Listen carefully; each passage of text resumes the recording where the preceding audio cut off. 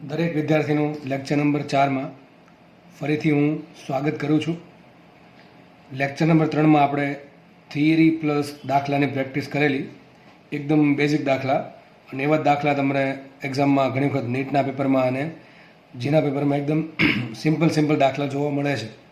તો એ ટાઈપના દાખલાની તમે પ્રેક્ટિસ વધારે કરવી, મટીરિયલ અલગ તમે યુઝ કરી શકો છો, બરાબર. અને લગભગ તમને દાખલા આવડી જ જશે.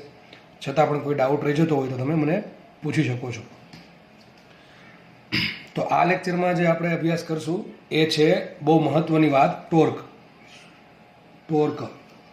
તો ટોર્ક શું છે એક્ઝેક્ટલી, એનો પ્રેક્ટિકલમાં શું મિનિંગ છે, હકીકતે ટોર્ક છે એ બળ કરતાં કંઈક વિશેષ છે, એ બધી ચર્ચા આપણે કરીશું, બરાબર છે.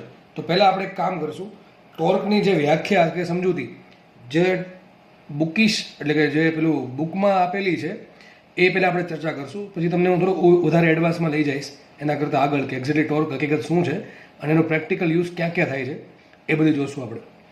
તો પહેલાં આપણે સિમ્પલ વાત કરી દઈએ ટોર્કની.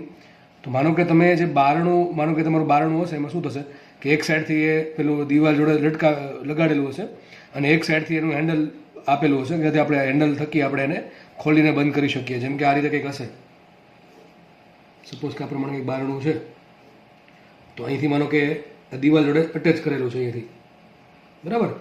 પેલા જે હુક આવે એનાથી શું કહેવાય અટેચ કરેલું છે. તો કે અહીંયા હેન્ડલ છે એનું બારણુંને ખોલવા માટે. તો આપણને ખબર છે આપણે જ્યારે બારણું ખોલીએ ત્યારે બારણું છે એ ચાક ગતિ કરશે, બરાબર. આ પ્રમાણે સપોઝ કે અહીંયા આવી ગયું તો આ પ્રમાણે ચાક ગતિ બારણું કરે છે. તો એક્ઝેક્ટલી અહીંયા આપણે બારણાને ગતિ કરાવવા માટે ખાલી બળ આપીએ છીએ, પણ એક્ઝેક્ટલી અહીંયા લાગુ પડે છે ટોર્ક. તો ખાલી બળ આપણે તો બળ જ આપીએ છીએ, બારણું ખોલવા માટે કે બંધ કરવા માટે બળ કરીએ છીએ. તો આ પહેલી વાત તો ક્વેશ્ચન હતો, સર આ હેન્ડલ છે દૂર કેમ રાખ્યું, હેન્ડલ નજીક હોય તો શું થાય, બરાબર છે. પછી બીજી વાત થાય કે સર આમાં ટોર્ક કેટલું લાગશે અને ટોર્ક કઈ રીતે લાગે છે. તો આવા જેટલા બી પ્રશ્નો છે એ બધાનો આન્સર તમને આ લેક્ચરમાં મળશે. પછી બીજી વાત, મેં તમને લગભગ શરૂઆતમાં કીધું હતું કે રેખીય ગતિ કરાવવા માટે જે જવાબદાર છે એ છે બળ, પરંતુ ચાક ગતિ કરાવવા માટે જે જવાબદાર છે એ છે ટોર્ક. તમે રૂમમાં જે બેઠા હશો એ રૂમમાં પંખો ફરતો હોય, તો જે પંખો ફરે છે એ શું કરે, ચાક ગતિ કરે છે કે રેખીય ગતિ કરે છે? એ ચાક ગતિ કરે છે. અને ચાક ગતિ કરે છે તો 100% એમાં કંઈક ટોર્ક ઉત્પન્ન થતું હશે. એ ટોર્ક કેટલું ઉત્પન્ન થાય એ ધોરણ 12માં આવે છે, બીના સાઇન થીટા. કેટલું આવે? BINA sine theta. પેલું એક વર્તુળાકાર એક લંબચોરસ લૂપ છે તો કોઈ પણ આકારનું લૂપ છે, એમાં કરંટ પસાર કરો અને મેગ્નેટ મૂકેલા હોય એટલે આપણે ખબર છે કે એમાં ટોર્ક ઉત્પન્ન થાય. તો અત્યારે બહુ ડિટેલમાં ચર્ચા નહીં કરીએ. ટૂંકમાં હું એટલું કહું છું કે જે પણ વસ્તુ ફરે છે ત્યાં 100% ટોર્ક જે ફરી શકશે. જો ટોર્ક નહીં હોય તો ફરી શકશે નહીં. જેમ કે માનો કે આ પેન પડેલી છે, અત્યારે સપોઝ આ પેન પડેલી છે, એનો ધક્કો મારું છું તો એ ફરતી નથી, આગળ ચાલે છે. ટૂંકમાં આના માટે રેખીય ગતિ જે થઈ એ રેખીય ગતિ કરવા માટે કોણ જવાબદાર છે? ટોર્ક જવાબદાર છે. જો આને હું મૂકી દઉં, જો ગતિ કરે છે ને, કઈ ગતિ થાય? ચાક ગતિ થાય છે, કંપન ગતિ થાય છે, પણ ચાક ગતિ થાય. પણ આના માટે જવાબદાર શું છે? ટોર્ક જવાબદાર છે. તો સપોઝ કે મારે એને આ પ્રમાણે ફેરવવી છે, આ પ્રમાણે તો ફરે છે, તો હું ભલે બળ આપું છું પણ હકીકતે લાગે છે એના પર ટોર્ક. શું લાગે છે? ટોર્ક લાગે છે. કઈ રીતે ટોર્ક લાગે છે એ બધો અભ્યાસ આપણે આ લેક્ચરમાં કરવાનો છે. ચલો સિમ્પલ સ્ટાર્ટ કરીએ. ટોર્ક તો પહેલાં લખીએ ટોર્કની સંજ્ઞા ખબર છે આપણે, ટો અથવા ટાઉ, બરાબર છે. ટોર્કનું બીજું નામ છે બળની ચાક માત્રા. આ પણ યાદ રાખવું, બળની ચાક માત્રા. ઘણી વખત છે ને એક્ઝામમાં આવું પૂછે કે બળની ચાક માત્રા શોધો. છોકરાને ખબર જ ન હોય ટોર્ક શોધવાનું કીધું છે, બરાબર છે. તો બળની ચાક માત્રા એટલે પણ ટોર્ક થાય, અને ટોર્ક પણ એટલે ટોર્ક જ થશે, ગુજરાતીમાં ટોર્ક જ કહેવાશે. ચલો આપણે જોઈએ. તો પહેલાં આપણે ધારી લઈએ, ધારો કે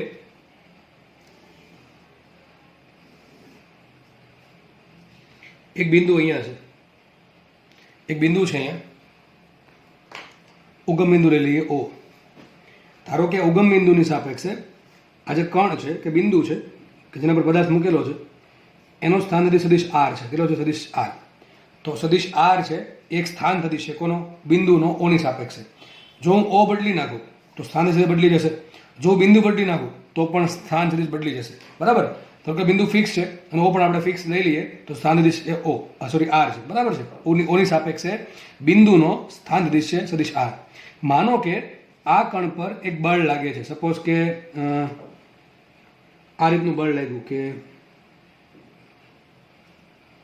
સદિશ F આ પ્રમાણે લાગે છે. સદિશ F લાગે છે. જો હવે હું એમ કહું સદિશ R અને સદિશ F વચ્ચે ખૂણો કેટલો? શું આટલો થશે?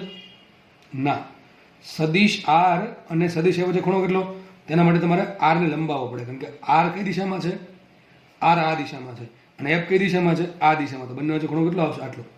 તો સદિશ આર અને સદિશ એફ વચ્ચે ખૂણો છે આટલો. તો ટોર્ક કોને કહેવાય? સિમ્પલ. ટોર્ક બરાબર torque is equal to r cross F. શું છે? R cross F. તો ટોર્ક બરાબર છે આર ક્રોસ એફ. સિમ્પલ. ખબર પડી ગઈ? હવે આટલું તો ખબર ન પડે કે આર ક્રોસ મતલબ ટોર્ક એટલે આ શું કહેવા માંગે છે. ચલો એ સમજીએ આપણે. તો હવે થોડુંક આગળ વધીએ આમાં. તો આમ કહી શકાય ટોર્ક બરાબર આર એફ સાઇન થીટા. શું આવશે અહીંયા? આર એફ સાઇન થીટા મૂલ્ય લખ્યું છે. અને આમ પણ કહી શકાય એફ ગુણ્યા આર સાઇન થીટા. બરાબર કે નહીં? શું લખી શકાય? એફ ગુણ્યા આર સાઇન થીટા. તો આટલું રાખો કે ટોર્ક બરાબર F into r sine theta છે. ચલો આગળ વધીએ. હવે એક કામ કરીએ આપણે. અહીંથી એક કામ કરો. આ જે બળની દિશા છે ને આગળ લંબાવો, આગળ અને પાછળ લંબાવો. આવું કંઈક આવશે કે નહીં આવે? હવે એક કામ કરો. ઓ બિંદુમાંથી આ જે રેખા છે આને કહેવાય બળની કાર્ય રેખા. આ જે આખી જે લાઈન છે, આખી લાઈન આવી આ રીતે બતાવી શકો તમે. આ જે લાઈન છે કે જે દિશામાં બળ લાગે છે એને કહેવાય બળની કાર્ય રેખા. ટૂંકમાં આ દિશામાં બળની અસર પ્રવર્તમાન છે, આ દિશામાં બળની અસર પ્રવર્તમાન છે, તો આ દિશાને કહેવાશે બળની કાર્ય રેખા. તો એક કામ કરવાનું. ઓ બિંદુમાંથી આ જે બળની કાર્ય રેખા છે ને એક લંબ દોરો. સપોઝ કે લંબ દોરો માનો કે એવું એટલું અંતર લીધું આ કે જેથી આ શું થાય? લંબ અંતર થાય. ટૂંકમાં શું થાય? લંબ થાય. મેં શું કર્યું? ઓ બિંદુમાંથી એક લંબ દોરો. અથવા શું છે? લંબ છે. કોના પર દોરો? લંબ. બળની કાર્ય રેખા પર. બરાબર? સમજ પડી આટલી? આપણને ખબર છે આ ખૂણો થીટા છે તો આ ખૂણો પણ થીટા જ થશે. સિમ્પલ. બરાબર? સામસામેના ખૂણા કેવા થાય? થીટા. તો આ ખૂણો કેટલો થાય? π/2 માઇનસ થીટા. કેટલો થાય આ ખૂણો? π/2 માઇનસ થીટા. હવે જુઓ આ જે ત્રિકોણ છે નીચે સાઈડમાં દોરી દો તો કંઈક ત્રિકોણ આ ટાઈપનો થયો. જુઓ ત્રિકોણ છે ને આ ટાઈપનો કંઈક ત્રિકોણ થયો. ધ્યાનથી જુઓ તો ખબર પડી જશે. જુઓ આ 90 ડિગ્રીનો ખૂણો છે, તેની સામે શું થાય? કર્ણ. તો કર્ણ કેટલો? આર છે. બરાબર છે? આ ખૂણો કયો છે? થીટા છે. ઓકે. ચલો મારે સામેની બાજુ છે ને પાછળની બાજુ. ચલો મારે સામેની બાજુ આ મારે જે લંબ છે આ ત્રિકોણ થોડોક આમ સીધો કરી નાખ્યો. બરાબર? એટલે આવું દેખાય છે. બાકી થોડોક આમ વાંકો છે. મારે આ જે લંબ દોરો ને મારે એની કિંમત શોધવી છે. ટૂંકમાં કઈ થશે? સામેની બાજુ થાય. શું છે? સામેની બાજુ. તો સૂત્ર શું આવશે? સાઇન થીટા બરાબર સામેની બાજુ છેદમાં કર્ણ આર.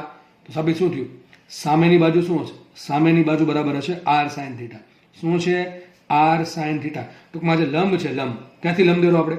ઓ માંથી જે બળની કાર્ય રેખા છે એના પર જે લંબ દોર્યો છે એ લંબની કિંમત કેટલી હશે? R into sine theta.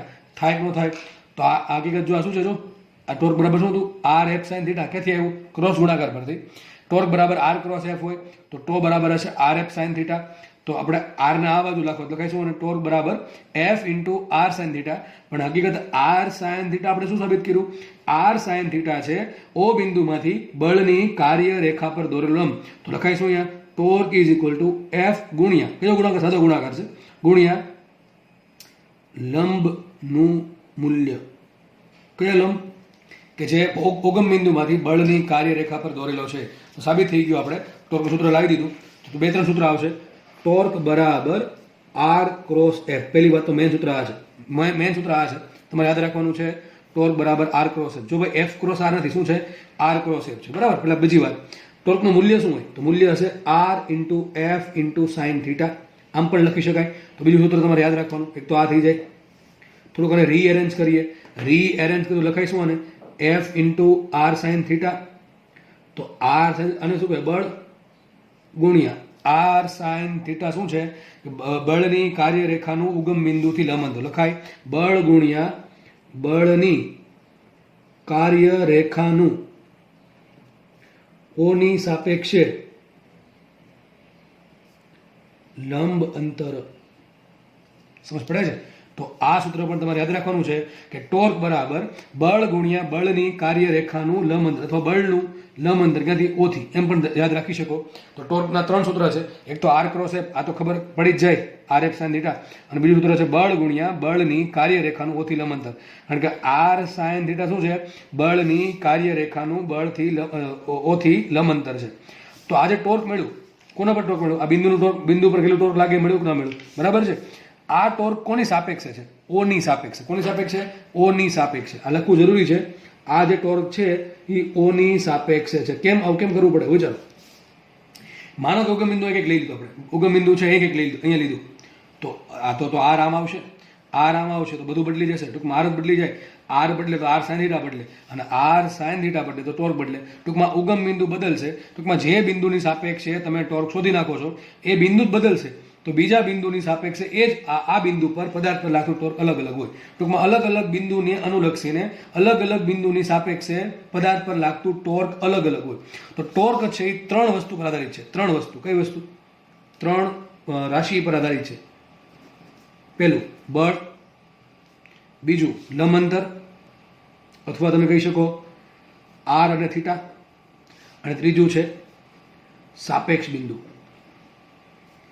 કયા બિંદુની સાપેક્ષે ટોર્ક શોધો છો એ પણ જરૂરી છે. ઓ બદલશે તો ટોર્ક અલગ હશે. માનો કે ઉગમ બિંદુ અહીંયા કંઈક હોત તો સાંજે આવો કંઈક આવત, તો આપણે ખૂણો અહીંયા બનાવો થીટા, ટોર્કનું મૂલ્ય આટલું જ આવત, F into r sine theta, પણ આર જ બદલી જાય. હવે આર બદલો એટલે થીટા બદલશે, થીટા બદલે એટલે આર સાઇન થીટા બદલે તો ટોર્ક બદલશે. ટૂંકમાં જે ટોર્ક છે એ બળ પર આધારિત છે, કેટલા લંબ અંતર પર બળ લગાડો જેના પર આધારિત છે, અને ત્રીજું ડિપેન્ડ કરે સાપેક્ષ બિંદુ પર. આપણે અહીંયા હતા, વિચારો. તો આમ તો નોર્મલી માનો કે એમ કહી શકો તમે, એમ માની લો કે ભાઈ સાઇન થીટા 90 ડિગ્રી, એવું ક્યારે થાય? એવું ક્યારે થાય વિચારો. માનો કે ઉગમ બિંદુ અહીંયા છે, સપોઝ ઉગમ બિંદુ અહીંયા છે, બરાબર છે, એક બિંદુ અહીંયા છે. ધ્યાનથી સમજો ભાઈ, બહુ મિનિંગફુલ વસ્તુ, પ્રેક્ટિકલમાં કામ લાગી એવું સમજાવું છું. એક બિંદુ અહીંયા છે, સપોઝ આ બિંદુ એ છે, એના પર ધારો કે આ પ્રમાણે બળ લાગે છે એફ. કેટલું બળ લાગે છે? એફ બળ લાગે છે. વિચારો સદિશ આર ક્યાં થાય? સદિશ આર કોને કહેવાય? ઉગમ બિંદુ અને પદાર્થને જોડતો સદિશ. ક્યાં છે? આ બાજુ હશે, આથી કોણ સદિશ આર.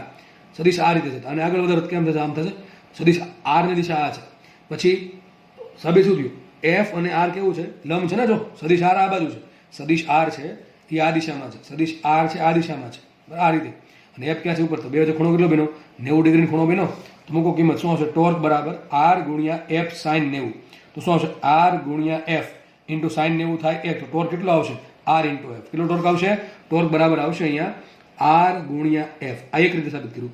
બીજી રીતે સાબિત કરી દો. ચલો, શું સાબિત? સૂત્ર શું છે? તો એક તો આપણે આ લીધું 90 ડિગ્રી વાળું, અથવા તમે આમે લઈ શકો આ સૂત્ર કે ટોર્ક બરાબર બળ ગુણ્યા બળની કાર્યરેખાનું ઓથી લંબંતર. બળની કાર્યરેખાનું ઓથી લંબંતર. ચલો, ટોર્ક બરાબર, તો મૂકું ટોર્ક બરાબર ટો ઇઝ ઇક્વલ ટુ, ચલો, બળ કેટલું લાગે છે? એફ લાગે, તો બળ એફ ઇન્ટુ બળની કાર્યરેખા, એટલે કઈ આ લાઈન થાય? બળ એટલે બળની દિશાવાળી લાઈન. આ જે બળની દિશા છે આ થશે ને દિશા, આ થશે બળની દિશા. આ લાઈનનું ઓથી લંબંતર કેટલું? આટલું દેખાય જ છે, આ લંબંતર જ છે ને. કેટલું આવશે? આર. તો સૂત્ર શું આવ્યું? ટોર્ક બરાબર એફ ઇન્ટુ આર. એ જ આવે છે, ટોર્ક બરાબર આર એફ અથવા ટોર્ક બરાબર એફ આર. તો બે સૂત્ર છે, બે સૂત્ર તમને વાપરતા આવડવા જોઈએ. હવે ટોર્ક ક્યારે વધે? વિચારો, મારે કોઈ વસ્તુની ચાક ગતિ કરાવી છે તો મારે ટોર્ક આપવું પડશે. ટોર્ક વધે ક્યારે? બે રીત છે ટોર્કને વધારવાની. આમ તો 3 રીત છે: આર વધારો, એફ વધારો અને થીટા વધારો. થીટા વધશે તો પણ ટોર્ક વધશે 90 ડિગ્રી સુધી, બરાબર છે. થીટા ઘડીક સાઈડમાં રાખીએ આપણે. માની લો કે બળ છે એ વસ્તુને ઉગમ બિંદુ સ્થાન સદિશને લંબ રૂપે લાગે છે, તો થીટાની કોઈ સવાલ આવશે નહીં. તો ટોર્ક વધારવાના બે રસ્તા છે. વિચારો, જો મારા આ પેન છે અને જેટલી મારે વધારે ખેંચડી હોય માટે વધારે બળ આપવું પડશે. જેટલું વધારે બળ આપીશ વધારે ખસશે. તો રેખીય ગતિ કરવા માટે જવાબદાર કોણ છે? ટોર્ક, બળ છે.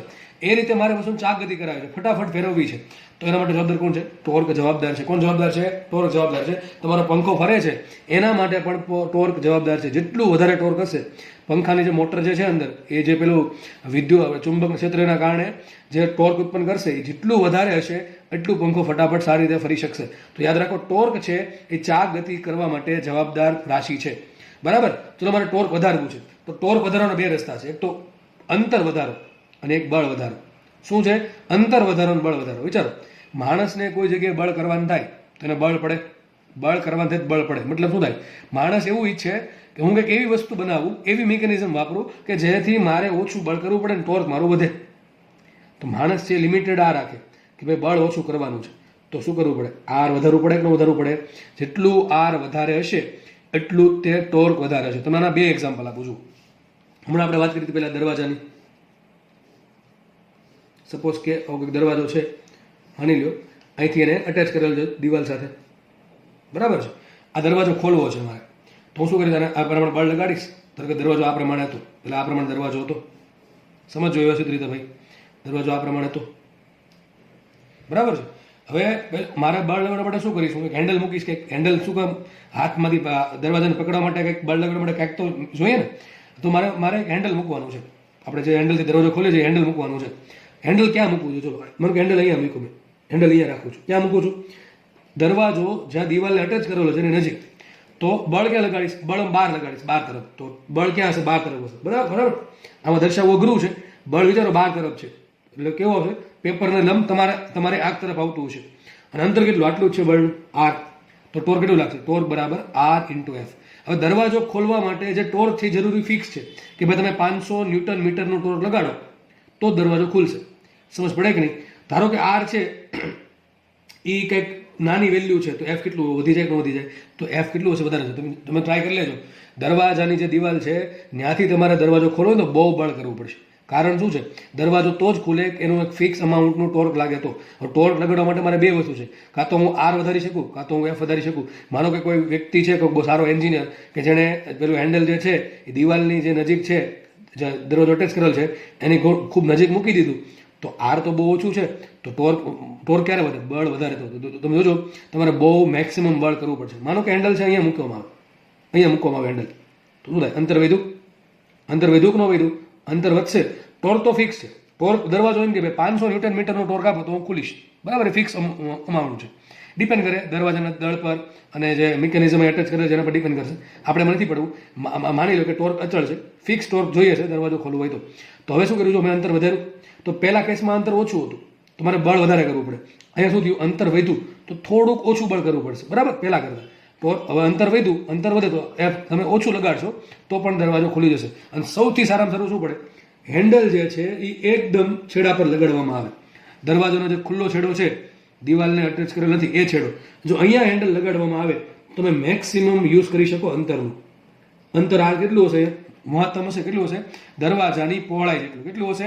દરવાજાની પહોળાઈ જેટલું. અને જો આટલું અહીંયા બળ તો અહીં વિચારો અંતર તો બહુ વધી ગયું, તો બળ કેવું લગાડવું પડે? ઓછું લગાડવું પડે. તમે ટ્રાય કરજો, દરવાજાને એકદમ છેડથી ખોલવાનું ટ્રાય કરજો અને એકદમ નજીકથી ખોલવાનું ટ્રાય કરજો. નજીકથી ખોલવામાં બહુ બળ લગાડવું પડશે અને દૂરથી ખોલવામાં બળ લગાડવું નહીં પડતું. આ હકીકત કોન્સેપ્ટ શેનો છે? ટોર્કનો છે. કોનો કોન્સેપ્ટ છે? ટોર્કનો કોન્સેપ્ટ છે. અને તમે જુઓ, તમને એક એનિમેશન અત્યારે બતાવું છું, એમાં તમે જોઈ શકો છો એક વ્યક્તિ છે એ દરવાજો ખોલે છે તો ક્યાંથી ખોલે? હેન્ડલ જો ક્યાં છે? દરવાજાના છેડા પર છે. તો ટોર્ક, બરાબર, સમજ પડે કે ના? આટલી તો ટોર્ક છે એ બે વસ્તુ પર ડિપેન્ડ કરે નોર્મલી, આર અને એફ પર. જ્યારે ક્યારે ડિપેન્ડ કરે? બે વસ્તુ પર ખાલી, કે જ્યારે બળ છે એ આરને લંબ લાગતું હોય તો. આપણે બળ છે કે રીતે લગાડી? આમ દરવાજાને લંબ રૂપે લગાડીએ છીએ, એટલા માટે સાઇન ને એવું આવ્યા, એટલે સાઇન થીટા આવતા નથી. બાકી ત્રણ વસ્તુ પર ડિપેન્ડ કરે. કોના પર? ઉગમ બિંદુ ઓ ફિક્સ કરી દો તો ત્રણ વસ્તુ પર ડિપેન્ડ કરશે. કોના પર? ત્રિજ્યા પર, એટલે કે અંતર પર, સોરી, બળ પર અને ખૂણા પર. અને જો ઉગમ બિંદુ ફિક્સ કરી દો અને પોઈન્ટ ફિક્સ કરી દો કે કયા પોઈન્ટ પર, શું કહું છું? ઉગમ બિંદુ ફિક્સ કરી દો. આના માટે ઉગમ બિંદુ આ છે, જે ફિક્સ છે એ છે. બરાબર, ફિક્સ જે છે સબ ફિક્સ છેડો દરવાજાનો એ ઉગમ બિંદુ છે. ઉગમ બિંદુ ફિક્સ કરી દો અને ઉગમ બિંદુ ફિક્સ કરો અને હેન્ડલ ફિક્સ કરો તો અંતર તો ફિક્સ થઈ ગયું, ઉગમ બિંદુ ફિક્સ થઈ ગયું. તો હવે ટોર્ક ડિપેન્ડ કરશે કોના પર? એફ પર અને થીટા પર. કોના પર ડિપેન્ડ કરશે? એફ પર અને થીટા પર. થીટા પણ ફિક્સ કરી નાખો ભાઈ, દરવાજો છે એ લંબરૂપે જ ખોલવાનો હતો, થીટા થઈ જશે 90, તો ટોર્ક માત્ર એક જ વસ્તુ પર ડિપેન્ડ કરશે. કોના પર? બળ પર. જેટલું વધારે વિચારો, જેટલું તમે વધારે બળ લગાડો છો, ઘણા આમ ક્યારેક ઉત્સાહમાં આવીને બહુ વધારે બળથી દરવાજો ખોલે તો વિચાર કરો કેટલી ચાક ગતિ મળે. ફટાફટ આપણે ગતિ કરીને દરવાજો ખુલી જશે. પણ માનો કે તમે ધીમે ધીમે બળ લગાડો તો ધીમે ધીમે દરવાજો ખુલશે. કેમ? ટોર્ક જેટલું, બળ જેટલું ઓછું એટલું ટોર્ક ઓછું. સમજ પડે કે નહીં? આપણા કિસ્સામાં શું છે? હેન્ડલ એ ફિક્સ છે, ઉગમ બિંદુ ફિક્સ છે, એટલે આર તો ફિક્સ થઈ ગયું, આર અચળ થઈ ગયું.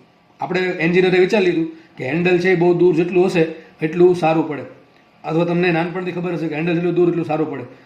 હજી ખબર ન હોય તો ખબર પડી ગઈ છે કેમ હેન્ડલ દૂર મૂકવામાં આવે છે. ખબર પડી ગઈ? તો ટોર્ક, વિચાર કરો, ટોર્ક શું છે એક્ઝેક્ટલી? કંઈક સેન્સ આવી જાય ટોર્કની. હવે ટોર્ક શું છે? એવી વસ્તુ કંઈક છે, એવી રાશિ છે કે જે ચાપ ગતિ કરવામાં મદદરૂપ થાય છે. શું છે? ચાપ ગતિ કરવા મદદરૂપ થાય છે. માનો કે એક તમને એક્ઝામ્પલ આપું. આ દરવાજો છે, સપોઝ આ પ્રમાણે દરવાજો હશે, તો પોળાવાળો દરવાજો દોરીએ આપણે. માનો કે દરવાજો છે, બરાબર છે, એનું હેન્ડલ એક લાગેલું હશે, એનું હેન્ડલ સપોઝ લાગેલું છે. માનો કે કોઈ વ્યક્તિ આ પ્રમાણે બળ લગાડે, દરવાજાને આ પ્રમાણે બળ લગાડે. હકીકત બળ કેમ આમ લાગવું જોઈએ ને? બળ તો આમ લાગવું જોઈએ. આમ દરવાજાને દબાવવાની ટ્રાય કરે છે, આ પ્રમાણે દરવાજાને દબાવવાની ટ્રાય કરે. ક્યાં? દિવાલ તરફ. શું દરવાજો ખુલશે? દરવાજો ખુલશે કે નહીં ખુલે? નહીં ખુલે. કેમ? દરવાજામાં કમ્પ્રેશન લાગશે. તમે દરવાજાને દબાવો છો તો દિવાલ સામે દબાવશે કેટલા? એક બળથી જ તે. તો દરવાજો શું થાય? કમ્પ્રેશનમાં આવે. તો એ તો બળ લાગે છે પણ ટોર્ક તો લાગતું નથી. યાદ રાખો, બળ હોય તો ટોર્ક હોય એવું જરૂરી નથી. બળ લાગતું જ હોય તો ટોર્ક લાગવું જરૂરી નથી. ટોર્ક બળ હશે અને એવી કંઈક રીતે બળ લાગતું હશે કે જેથી આર એફ સાઇન થીટાની કિંમત 0 થતી નહીં હોય તો જ ટોર્ક ઉત્પન્ન થશે.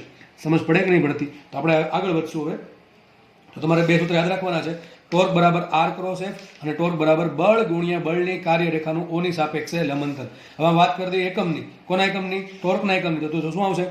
બળ ગુણ્યા લંબંતર. શું આવ્યું? ટોર્ક બરાબર બળ ગુણ્યા લંબંતર. યાદ એટલું રાખો. દાખલા ગણવા માટે સૂત્ર આવું ફટાફટ બોલવું. આમ હું બોલીશ કે બળ ટોર્ક બરાબર બળ ગુણ્યા બળનું લંબંતર. શું આવશે? બળ ગુણ્યા બળનું લંબંતર. ક્યાંથી લંબંતર? જેની સાપેક્ષે તમારે ટોર્ક શોધવું છે નહીં. ઓની સાપેક્ષે શોધવું તો ઓથી લંબંતર માપવાનું. એની સાપેક્ષે શોધવું હોય તો એથી લંબંતર માપવાનું. ટૂંકમાં જે બિંદુની સાપેક્ષે તમારે ટોર્ક શોધવું હોય ત્યાંથી બળનું લંબંતર માપવાનું. હું સૂત્ર ફટાફટ આવું બોલીશ. ટોર્ક બરાબર બળ ગુણ્યા બળનું લંબંતર, અથવા આમ કહી શકો ટોર્ક બરાબર આર ક્રોસ એફ અથવા આર એફ થીટા. એક છે અંતર એટલે એકમ થશે મીટર અને એક છે બળ. તો ટોર્કનો એકમ શું આવશે? Newton into metre. Newton into metre. હકીકત કોને જો એકમ થાય? કાર્યનો. કોને એકમ થશે? કાર્યનો. પણ કાર્ય અને ટોર્કને કોઈ લેવા દેવા નથી. એક રીતે ડાયરેક્ટલી કોઈ સંબંધ નથી. બરાબર? એકમના આધારે એમ ન કહી શકો કે જો ટોર્ક છે જ કાર્ય છે, એવું નથી. તો આનું શું એમએલટી થાય? M1 L1 T-2. આનું થશે L1. તો શું આવશે ટોર્કનું એમએલટી? M1 L2 T-2. તો એકમ મળી ગયું ન્યૂટન ઇન્ટુ મીટર અથવા એમએલટી મળી ગયું M1 L2 T-2. હવે એક નાનકડી વાત રહી ગઈ. દિશા ક્યાં હશે? ટોર્ક કેવી રાશિ છે? સદિશ રાશિ છે. તો શોધવું શું પડે? દિશા. ચલો દિશા ક્યાં હશે? જો આપણે આ કેસની વાત કરીએ. આર કઈ બાજુ છે? જો આર કઈ રીતે છે? આર છે આ દિશામાં. દેખાય ને? આર આ દિશામાં છે. આર છે એ આ દિશામાં છે. બળ કઈ દિશામાં છે? આ દિશામાં છે ને? બળ આ દિશામાં છે. વિચાર આવું કંઈક છે. જો આવું કંઈક છે કે પેલી આ જે આર છે એ આમ રેડ પેન બતાવે છે અને બળ છે એ બ્લુ પેન બતાવે છે. તો આ બંને જો ખૂણો કેટલો છે? થીટા છે. વિચારો આવું દેખાય છે ને? તમને દેખાતું હશે. આ રેડ પેન સપોઝ આ પ્રમાણે દોર્યું છે મેં. આ છે એ રેડ પેન છે અને બળ છે એ બ્લુ પેન છે. સપોઝ આવું કંઈક છે. બરાબર? કે ખૂણો બને થીટા. ટોર્ક શોધવું છે તો તમને આરામથી આવડી જવું. અમારે શીખવાની જરૂર ન પડવી જોઈએ. હવે ટોર્ક કોણ છે? R cross F. વચ્ચે શું આવે? ક્રોસ ગુણાકાર. અને ક્રોસ ગુણાકારની દિશા કઈ રીતે શોધવાની તમને ખબર હોવી જોઈએ. જમણા હાથના અંગૂઠાના નિયમ પરથી. પહેલા શું કરવાનું? પહેલા કોણ છે? આર છે. તો તમારે જમણા હાથની બધી આંગળી ક્યાં રાખવાની? આર તરફ. ક્યાં રાખવાની? આર તરફ. જોડે જોડે તમે ટ્રાય કરજો. તો આ બધી આંગળી ક્યાં રાખી મેં? જો બધી આંગળી ક્યાં રાખી? રેડ પેનની દિશામાં, એટલે કે આરની દિશામાં. હવે પાછળ કોણ છે? એફ છે. તો બધી આંગળી ફેરવવાની ક્યાં આવે? એફ તરફ. હવે એફ આમ છે કે આમ છે? આમ ફેરવો તો આમ ફેરવો. ભાઈ પાછું ઘણા આમ ફેરવે, આમ ફેરવવાનું ટ્રાય કરે. અને ભાઈ હાથ મોવડાઈ જાય. આમ કરી દે ને સિમ્પલ. થોડીક બુદ્ધિ વાપરવાની. આમ ફેરવા માટે આમ કરવાનું, આમ ફેરવા માટે આમ કરવાનું. બરાબર કે નહીં? ઘણા બધા હાથી મોવડી નાખે કે સર ફરતું જ નથી. એટલે થોડુંક સાયન્સ વાપરો, કોમન સેન્સ વાપરો. આપણે સાયન્સમાં છીએ. તો આપણે આર ક્રોસ એફ કરવું છે. એફ જો આ બાજુ છે, એફ કઈ બાજુ છે? જો આ બાજુ છે, ડાબી બાજુ છે. તો આપણે આંગળી ક્યાં ફેરવશું? ડાબી બાજુ ફેરવશું. અંગૂઠો ખોલો. અંગૂઠો ક્યાં આવશે? બહાર તરફ. તો આ ટોર્ક ક્યાં આવશે? જો ટોર્ક ક્યાં આવશે? બહાર તરફ. ટૂંકમાં આ બંનેને લંબ બહાર તરફ આવતું હશે. ટૂંકમાં આવું કંઈક દોરું આમ કહી શકાય કે આજે આ પેન છે જે પેલી ગ્રીન ટાઈપની પેન. બરાબર? થોડુંક તમને વ્યવસ્થિત બતાવું. તો આ જે પેન છે ગ્રીન પેન, એની દિશામાં શું આવશે? ટોર્ક આવશે. R cross F. અંગૂઠાની દિશામાં. એટલે કે આ જે દિશા છે પેનની દિશા, એ શું હશે? ટોર્કની દિશા હશે. અને વસ્તુ ફરશે કઈ રીતે? વિષમ ઘડી સમઘડી. જુઓ કઈ રીતે ફરશે. આંગળીઓ જુઓ કઈ રીતે ફરશે? વિષમ ઘડી ફરશે. આમ ફરશે ને? આમ. ખબર પડે કે નહીં? બરાબર? આ પ્રમાણે ફરશે. આ પ્રમાણે આંગળીની મુવમેન્ટ જુઓ. બરાબર છે? R cross F. તો હકીકત ટોર્ક ક્યાં હશે? એમાં ઉપર તરફ હશે. વસ્તુ કઈ દિશામાં ફરશે? વિષમ ઘડી દિશામાં ફરશે. ટૂંકમાં આ જે પોઈન્ટ છે એ પોઈન્ટ કેવી રીતે ફરશે? પોઈન્ટ ફરવાનું ટ્રાય કરશે વિષમ ઘડી દિશામાં. ચલો માનો કે આમ છે બળ. ધારો કે આમ લાગતું, બળ આમ લાગતું તો ટોર્ક ક્યાં હશે? વિચારો જાતે કયો. ચલો આ પ્રમાણે આકૃતિમાં આપી છે કે આર છે આ રીતે અને એફ છે આ રીતે. ચલો આર આ રીતે છે રેડ પેનની દિશામાં અને એફ છે આ પેનની દિશામાં. તો ચલો ટોર્ક ક્યાં હશે? વિચારો. તો શું કરશો? બધી આંગળી ક્યાં રાખશો? આરની દિશામાં. ફેરવવાની ક્યાં? બળની દિશામાં. એટલે આમ કરવાનું, આમ કરવાનું. ઊંધું કરો ને ભાઈ. ઘણા પછી આમ ટ્રાય કરે કે આને આમ ફેરવવાનું ટ્રાય કરે બીજા હાથથી. અરે બુદ્ધિપૂર્વક વાપરો. આપણે આમ ફેરવી દો હાથ. બરાબર? તો બધી આંગળી ક્યાં આવી ગઈ? રેડ પેન એટલે કે આરની દિશામાં આવી ગઈ. ફેરવો ક્યાં આવે ને? બળ તરફ ફેરવો તો ક્યાં જશે? અંગૂઠો. અંગૂઠો જશે નીચે તરફ. તમે જાતે ટ્રાય કરીને જુઓ. અંગૂઠો ક્યાં જાય? નીચે તરફ. અને વસ્તુ ક્યાં ફરશે? સમઘડી દિશામાં ફરશે. ક્યાં ફરશે વસ્તુ? સમઘડી દિશામાં ફરશે. તો જુઓ આર અને એફ ની દિશાના આધારે ટોર્કની દિશા નક્કી થાય અને બીજું એ પણ નક્કી થાય કે વસ્તુ કઈ દિશામાં ફરશે. બરાબર? તમારે પંખો ક્લોકવાઇઝ ફેરવવો છે તો એ પ્રમાણે એની અંદરથી જે વાઇન્ડિંગ આવે એ કરવું પડે. તો કરંટ, એ તો કરંટની વાત આવે, ઇલેક્ટ્રિસિટીની વાત આવે કે કરંટ આપો છો તમે એ કઈ રીતે આપો છો? પ્લસ માઇનસ ક્યાં આપો? એના આધારે પંખો ફરે. એ પ્રમાણે જુઓ તો આપણે ખબર પડે કે દિશા કઈ શોધવાની છે. તો ટોર્ક ક્યાં હોય? હંમેશા ટોર્ક ક્યાં હશે? આર ને લંબ હોય, એફ ને લંબ હોય. તો એમ કહી શકાય કે આર અને એફ થી જે સમતલ બને છે, કયું સમતલ બન્યું? તમને જે દેખાય છે સમતલ બન્યું છે, એ સમતલને લંબ રૂપે હશે. હવે અંદર હશે કે બહાર હશે? કોણ ડિસાઈડ કરે? અંગૂઠો. બરાબર છે? આ પ્રમાણે ક્યાં આવશે? અત્યારે અંગૂઠો અંદર તરફ આવશે. વસ્તુ કઈ રીતે ફરશે? અંદર. સોરી, સમઘડી ફરશે. ક્યાં વસ્તુ ફરશે? સમઘડી. તો યાદ રાખો આર ક્રોસ એફ પરથી બે વસ્તુ ખબર પડશે. એક ખબર પડશે કે ટોર્ક કેટલું છે, સોરી કઈ દિશામાં લાગે છે, ઉપર તરફ કે નીચે તરફ, અને બીજી શું ખબર પડે? બીજી એ ખબર પડે કે વસ્તુ કઈ રીતે ફરશે, સમઘડી ફરે કે વિષમ ઘડી ફરે. ચલો આટલી ખબર પડી કે ટોર્કની આમ થોડીક સેન્સ આવી જોઈએ કે વસ્તુને ફેરવવા માટે, ચાપ ગતિ કરવા માટે જે કંઈક જવાબદાર છે એ છે ટોર્ક. જેમ કે બળની કેમ સેન્સ આવે કે આ પેન પડી છે, મારે એને આગળ ખસેડવી છે, તો હું શું કરીશ? એને ધક્કો મારીશ પાછળથી, તો બળ આપું છું. તો આ જે બળ, જેમ બળના કારણે જેમ વસ્તુ આગળ જાય છે એમ ટોર્કના કારણે ફરે. હવે તો તમને ક્વેશ્ચન થતો હશે, આ પેન કેમ ફરે છે? આમ એક્ઝેક્ટલી આમ પેન ફરે શું કામ? કાંઈક તો શું થાય એમાં એક્ઝેક્ટલી? ખાલી આપણે જોવા નથી પેન ફરે, નાના છોકરા નથી, આપણે સાયન્સમાં છીએ એટલે આપણે પણ ડિસ્કસ કરશું આપણે કે પેન હકીકતે આમ ફરે છે, તમે કયા બળ લાગે છે, કઈ રીતે બળ લાગે છે, અને એક્ઝેક્ટલી શું કઈ રીતે ટોર્ક લાગે છે, એ પણ આપણે આ ચેપ્ટરમાં આ લેક્ચરમાં આપણે ડિસ્કસ કરવાના છીએ. બરાબર? ચલો આપણે આગળ વધીએ. તો આપણે ટોર્ક સમજી લીધું છે. ટોર્કના સૂત્ર શું? બે સૂત્ર જ છે. એક તો આર ક્રોસ એફ અથવા મૂલ્ય છે આર એફ સાઇન થીટા, અને બીજું સૂત્ર કયું છે? બળ ગુણ્યા બળની કાર્યરેખાનું ઓથી લંબ અંતર. આગળ વધીએ આપણે. એકાદો છે ને આપણે દાખલો ગણવાનો ટ્રાય કરીએ. જુઓ, માનો કે એક આપણે યામ બધી ધારી લઈએ, દાખલો કહી શકો અથવા થિયરી કહી શકો. માનો એક બિંદુ અહીંયા છે, બિંદુનો સ્થાનથી સદિશ આર છે. ધારો કે સદિશ આર છે અને 3 યામ છે, એક તો એક્સ, એક વાય અને ઝેડ. ટૂંકમાં બિંદુ છે એનો એક્સ યામ એક્સ છે, વાય યામ વાય છે અને ઝેડ યામ ઝેડ છે. ઝેડ યામમાં દર્શાવવો થોડો અઘરો છે, આ પ્રમાણે હશે કંઈક. બરાબર? ધારો કે પોઈન્ટ પકડેલો છે અહીંયા, આ રીતે આમ હોઈ શકે, આ રીતે સમજ પડે ને? ત્રાસુ તો એનો જો એક્સ યામ કેટલો? આટલો એક્સ યામ આટલો છે, વાય યામ આટલો છે અને ઝેડ યામ 12 તરફ છે. બરાબર? આ પેન છે એ 3Dમાં કહેવાય, આ 2Dમાં કહેવાય. આ ત્રણેય પેન શેમાં છે? 2Dમાં છે. અત્યારે હાલમાં 2Dમાં છે, પણ થોડોક આનો ઝેડ યામ થોડોક આપો, કારણ કે મને થોડુંક ઉચકાઈ લો. જુઓ, આનો ઝેડ યામ પણ છે, કારણ કે આ છે અહીં નથી, અહીંયા છે. સમજ પડે છે? તો આ પ્રમાણે બિંદુ છે, આ જો કોઈ બિંદુ છે એ 3Dમાં છે, એનો એક્સ યામ, વાય યામ ને ઝેડ યામ અનુક્રમે એક્સ વાય ઝેડ છે. અને ધારો કે આ જે પદાર્થ છે એના પર સદિશ એફ બળ લાગે છે. કેટલું લાગશે? 3 ઘટક છે બળના, એફ એક્સ, એફ વાય અને એફ ઝેડ. મને આર અને એફ વચ્ચે ખૂણો નથી આપ્યો અને મારે ટોર્ક શોધવાનો છે. સપોઝ કે આ પ્રમાણે કંઈક બળ લાગે છે, એના પર સદિશ એફ બળ લાગે છે.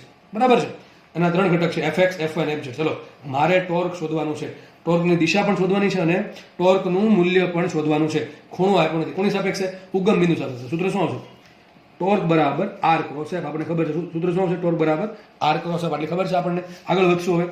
હવે જ્યારે ક્રોસ ગુણાકાર કરવાનો હોય, ખૂણો ન આપ્યો હોય, બે રસ્તા છે. તો ટોર્ક બરાબર આર એફ સાઇન થીટા પણ લખાય, પણ સાઇન થીટા આપણી પાસે છે નહીં. તો બે રસ્તા છે, આરનું મૂલ્ય શોધો, એફનું મૂલ્ય શોધો, અને બંને વચ્ચેનો ખૂણો શોધી એની સાઇન થીટા કરો અને પછી એનું મૂલ્ય લાવો. તો દિશા તો મળશે જ નહીં. તો આ બધા ધંધામાં પડવા કરતાં શું કરાય? ક્રોસ ગુણાકાર. સૂત્ર શું આવે ક્રોસ ગુણાકારનું? યાદ હશે બધાને? બરાબર ને? મેથ્સ વાળા તો ખબર હશે નિશ્ચયક. તો આર લખતા પહેલાં શું કરવાનું? આઈ કેરેટ, જે કેરેટ, કે કેરેટ. પહેલા કોણ છે? આર. તો આરના 3 ઘટક કયા? એક્સ, વાય ને ઝેડ. પછી કોણ છે? બળ. તો બળના 3 ઘટક કયા? 1 by 1 લખવાના. પહેલા એક્સ યામ, પછી વાય યામ ને પછી ઝેડ યામ. 3 ઘટક લખાય કે ન લખાય? તો ક્રોસ ગુણાકાર સોલ્વ કરવાના બે રસ્તા છે. એક તો આર એફ સાઇન થીટા અથવા એબી સાઇન થીટા, અને એક રીત છે નિશ્ચયક પરથી. તો આ ક્યારે વપરાશે? જ્યારે ખૂણો આપેલો હશે નહીં તો. બરાબર? અને જોડે જોડે આપણે દિશા પણ શોધવી હોય તો. ચલો આગળ વધીએ. તો આપણે બધાને ક્રોસ ગુણાકાર કરતા આવડતો જ હશે. આપણે તમને શીખવાડેલું છે સદિશ વાળા ચેપ્ટરમાં, ચેપ્ટર નંબર 4માં. ચલો આગળ વધીએ આપણે. તો આનું મૂલ્ય લખવાનું છે આપણે ટોર્કનું, કેટલું મૂલ્ય આવે છે. ચલો ફટાફટ લખશું આપણે. પહેલા એક્સ ઘટક સોલ્વ કરીએ. તો મેં શીખવાડેલ છે પહેલા એક્સ ઘટક એટલે આ લાઈન થઈ ને. હવે મેં તમને કીધેલ છે આઈ કેરેટ છે, તો આ લાઈન ભૂલી જાઓ, આ લાઈન ભૂલી જાઓ. તો વધ્યું શું? Y z, F y, F z. શું કહું છું? મારે એક્સ ઘટક શોધવાનો છે. એક્સ ઘટક કોનો? ટોર્કનો. તો પેલા આઈ કેરેટ શોધવાનું છે. આઈ કેરેટ ક્યાં છે? તો જે લાઈનમાં છે એ રો આડી લાઈન એટલે કે રો ભૂલી જાઓ, અને જે ઊભી લાઈન એટલે કે કોલમ છે એ કોલમ ભૂલી જાઓ. વધ્યું શું? Y z, F y into F z. પછી આ બેનો ગુણાકાર પહેલા કરવાનો. આ બેનો ગુણાકાર કરી માઇનસ આ બેનો ગુણાકાર. તો શું આવશે? આ બેનો ગુણાકાર વાય ઇન્ટુ એફ ઝેડ. શું આવશે? Y into F z minus શું આવશે? Z into F y. આટલું થયું કે નથી? આ શું થયું? એક્સ ઘટક થયું. શું થયો? એક્સ ઘટક. કોનો થયો? ટોર્કનો એક્સ ઘટક. ચલો હવે બીજી વાત તમને શીખવાડેલ છે. આઈ કેરેટને ધન લેવાનો, જે કેરેટને ઋણ લેવાનો અને કે કેરેટને ધન લેવાનો. આ બાય ડિફોલ્ટ છે, પહેલાથી નક્કી જ છે. આઈ કેરેટ ધન, જે કેરેટ ઋણ, પાછો કે કેરેટ ધન. હજી ચોથી કોલમ હોત તો પ્લસ માઇનસ ચાલા કરે. હવે જે કેરેટ કેવો છે? ઋણ. તો આપણે આગળ માઇનસ મૂકી જ દઈએ. બરાબર? ચલો જે કેરેટ ટૂંકમાં આ છે. હવે આ જે હરોળો છે એ હરોળ ભૂલી જાઓ, એટલે આ ભૂલી જવાનું. જે કોલમ છે કોલમ ભૂલી જાઓ, આ ભૂલી જવાનું. વધ્યું શું? X Z, F x, F z. શું કીધું? X Z, F x, F Z. તો પેલા આ બેનો ગુણાકાર કરવાનો. શું આવશે? આ માઇનસ તો મૂકી જ દેવાનું. પહેલા વાય આવે એટલે આગળ માઇનસ મૂકી દો, પછી આ બધી વિધિ કરવાની. તો આવશે એક્સ ઇન્ટુ એફ ઝેડ. તો આવશે x into F z minus Z into F x. શું આવશે? ઝેડ ઇન્ટુ fx આટલું થયું કોમા આ મને શું મળી ગયું ટોર્કનો y ઘટક અને કોમા આવશે k કેરેટ હવે જો k કેરેટ ક્યાં છે તો જે હરોળમાં છે એટલે આ હરોળ છે એ હરોળ ભૂલી જાઓ અને જે કોલમમાં છે કોલમ ભૂલી જાઓ આટલું ભૂલી જાઓ તો વધ્યું શું xy fx fy તો પહેલા આ બેનો ગુણાકાર શું આવશે x into fy માઇનસ આ બેનો ગુણાકાર y into fx આવું થશે કે ન થાય તો મને શું મળ્યા ટોર્કના 3 ઘટક મળ્યા હવે એક કામ કરીએ માઇનસ ની અંદર ગુણ દઈને વ્યવસ્થિત લખીએ તો લખાશે ટોર્ક બરાબર શું લખાય જુઓ પહેલા એક ઘટક શું લખાશે y into fz minus z into fy comma minus ગુણાકાર તો શું આવશે અહીંયા z into fx minus x into fz comma અહીંયા શું આવશે x into fy comma y into fx અને આ સદિશ થઈ ગયો તો ટોર્કના 3 ઘટક છે આ ઘટકને શું કહેવાય ટાઉ x એટલે કે ટોર્કનો x ઘટક આ ઘટકને શું કહેવાય ટાઉ y ટોર્કનો y ઘટક અને આ ઘટક થઈ ગયો ટોર્કનો z ઘટક ટાઉ z તો x is equal to શું આવશે y fz minus z fy tau y is equal to આવશે z fx minus x fz અને ટોર્કનો z ઘટક આવશે x fy minus y into fx આ થઈ ગયું x ઘટક કઈ દિશામાં હોય i કેરેટમાં ક્યાં હશે i કેરેટમાં ટૂંકમાં જો ટોર્ક છે એ ગતિ કરાવવા માટે જવાબદાર છે અહીંયા જે વસ્તુ ફરશે એ માટે 3 દિશામાં ગતિ થશે x માં y માં z માં કઈ ગતિ ચાક ગતિ તો જે x દિશામાં ચાક ગતિ માટે જવાબદાર છે એ છે ટાઉ x કયું છે ટાઉ x y દિશામાં ચાક ગતિ માટે જે જવાબદાર છે એ છે ટાઉ y અને z દિશામાં ચાક ગતિ માટે જે ટોર્ક જવાબદાર છે કેટલું છે ટાઉ z ટૂંકમાં માનો કે મારે x દિશામાં ટોર્ક લખવું છે તો શું લખીશું x દિશામાં ચાક ગતિ માટે x દિશામાં ચાક ગતિ માટે જવાબદાર ટોર્કનો ઘટક કયો ઘટક છે is equal two tau x કઈ રીતે આવશે ટાઉ ઇન્ટુ આઈ કેરેટ શું આવશે ટાઉ ઇન્ટુ આઈ કેરેટ જો આ જે ટો છે આટલું આખું છે ઇન્ટુ તમે આઈ કેરેટ કરો તો આઈ કેરેટ ઇન્ટુ આને જોડે પહેલા શું કરશું આપણે પહેલા આને જોડે આઈ કેરેટ છે આ જે કેરેટ છે અને આ કે કેરેટ છે બરાબર છે ઇન્ટુ શું કરું આઈ કેરેટ કરું શું કરું ઇન્ટુ આઈ કેરેટ કરું આખું ટો છે ઇન્ટુ આઈ કેરેટ કરું ચલો આઈ કેરેટ ડોટ આઈ કેરેટ 1 થશે તો શું આવશે ટો એક્સ આવશે આમ ચલો સમજાવું તમને ટોર્ક આ પ્રમાણે આવ્યું ટોર્ક બરાબર આવ્યો 3 ઘટક ટો એક્સ ટો વાય ઇન્ટુ ટો ઝેડ બરાબર છે ઇન્ટુ શું કરું આઈ કેરેટ કરું આવું ટૂંકમાં કરું છું tau into i caret is equal to શું આવશે ટાઉ એક્સ ટાઉ વાય અને tau z dot i caret ચલો આ ટો એક્સ કઈ દિશામાં છે આઈ કેરેટમાં તો i caret dot i caret શું થાય 1 થાય શું આવશે tau x plus tau y dot i caret હવે ટો વાય કઈ દિશામાં છે જે કેરેટમાં તો જે કેરેટ ડોટ આઈ કેરેટ શું થાય 0 પ્લસ ટો ઝેડ એટલે કે કઈ દિશામાં કે કેરેટ તો કે કેરેટ ડોટ આઈ કેરેટ શું થાય 0 શું આન્સર આવશે ટો એક્સ મને સાબિત શું થયું જો મારે ટોર્કનો એક્સ ઘટક જોતો હોય તો જે કુલ ટોર્ક છે એને આઈ કેરેટ વડે ગુણ નાખું શું મળે ટો એક્સ મળે એ જ રીતે મારે ટોર્કનો ખાલી વાય ઘટક જોવે છે તો જે કુલ ટોર્ક છે શું કરવું જે કેરેટ વડે ગુણ શું મળે ટો વાય મળે અને મારે ટોર્કનો કે કેરેટ એટલે કે વાય ઝેડ દિશામાં ઘટક જોવે છે તો જે કુલ ટોર્ક છે કુલ ટોર્ક એને હું કે કેરેટ વડે ગુણ નાખું શું મળશે મને એનો ઝેડ ઘટક મળશે તો 3 ઘટક તમારે મેળવવાના જનરલી એવું કહેવાય કે જો ટોર્કનો એન કેરેટ એન કેરેટ કોઈ પણ હોઈ શકે આઈ કેરેટ હોઈ શકે જે કેરેટ હોઈ શકે કે કેરેટ કોઈ પણ દિશાનો સદિશ છે એક્સ હોય તો એક આ થશે એક દિશામાં હોય તો થશે આઈ કેરેટ વાય દિશાનો એક સદિશ હોય તો જે કેરેટ થાય અને ઝેડ દિશાનો એક સદિશ હોય તો કે કેરેટ થાય ટૂંકમાં કોઈ પણ દિશાનો જો ટોર્કનો એન કેરેટ એકમ સદિશની દિશાનો જવાબદાર ઘટક મેળવવો હોય તો શું કરવાનું ટોર્ક ડોટ એન કેરેટ તો તમને શું મળશે એન કેરેટની દિશાનો જે ટોર્કનો જવાબદાર ઘટક ટૂંકમાં એન કેરેટ દિશામાં જે ચાક ગતિ થાય છે એના માટે આ ઘટક જવાબદાર છે સમજ પડે કે નહીં પડે તો આનો પ્રશ્ન તમને પૂછાય છે આપણે દાખલો પણ ગણશું આનો હમણાં બરાબર છે તો સિમ્પલ તમને ટોર્ક શું છે ખબર પડી ગઈ તો મેં તમને બે રીતે સમજાવ્યું ટોર્કના કુલ 3 સૂત્ર આવ્યા અત્યારે એક તો આવ્યું આર ક્રોસ એફ બીજું આવ્યું બળ ગુણ્યા બળનું લંબ અંતર તો બળની કાર્યરેખાનું જે બિંદુની સાપેક્ષે મારે ટોર્ક શોધવું છે એની સાપેક્ષે લંબ અંતર અને તમને જો આવું કોઈ ખૂણો ગુણો ન આવે સિમ્પલ તમે સદિશ આર આપી દે સદિશ એફ આપી દે તો ટોર્ક કઈ રીતે મળશે આર ક્રોસ એફ પરથી આપણે નિશ્ચય સોલ્વ કરીને મળશે 3 ઘટક પડશે એક્સ હશે એક્સ ઘટક એક હશે વાય ઘટક અને એક હશે ઝેડ ઘટક આ ટાવ એક્સ શું કરે ચાક ગતિ માટે જે ચાક ગતિ થાય છે એક્સ દિશામાં એના માટે જવાબદાર ટાવ એક્સ છે વાય દિશામાં થાય છે એના માટે જવાબદાર ટાઉ વાય છે ઝેડ દિશામાં થાય છે એના માટે જવાબદાર છે ટાઉ ઝેડ અને જો ધારો કે એન દિશામાં એન કેરેટની દિશામાં ચાક ગતિ માટે જવાબદાર ઘટક શોધવું હોય તો શું કરવું પડે? કુલ જે ટોર્ક છે એને એ દિશાના એકમ સદિશ સાથે ડોટ ગુણાકાર કરાવવો પડે. તો tau caret dot n caret શું આપે તમને? સોરી, સદિશ ટાઉ ડોટ એન કેરેટ શું આપે તમને? એન કેરેટની દિશામાં જવાબદાર ચાક ગતિ માટે ટોર્કનો ઘટક કયો આવશે? Tau n. તો આટલી બધાને ખબર પડી ગઈ છે, બરાબર છે?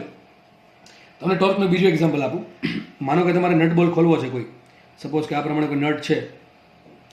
નટ તો ખબર છે ને, શું ગુજરાતીમાં શું કહેવાય ને? નટ ને બોલ્ટ. બોલ્ટ ના કહેવાય ને, નટ. ચલો નટ ખોલવો છે. હવે તમારી પાસે એક સ્પેનર છે. સ્પેનરનું ગુજરાતી થાય પાનું. એક પાનું છે, બરાબર? આના પ્રમાણે પાનું ચડાવ્યું, બરાબર છે? પાનું આપણે ધારો કે આ પ્રમાણે ચડાવીએ, આ પ્રમાણે પાનું હશે.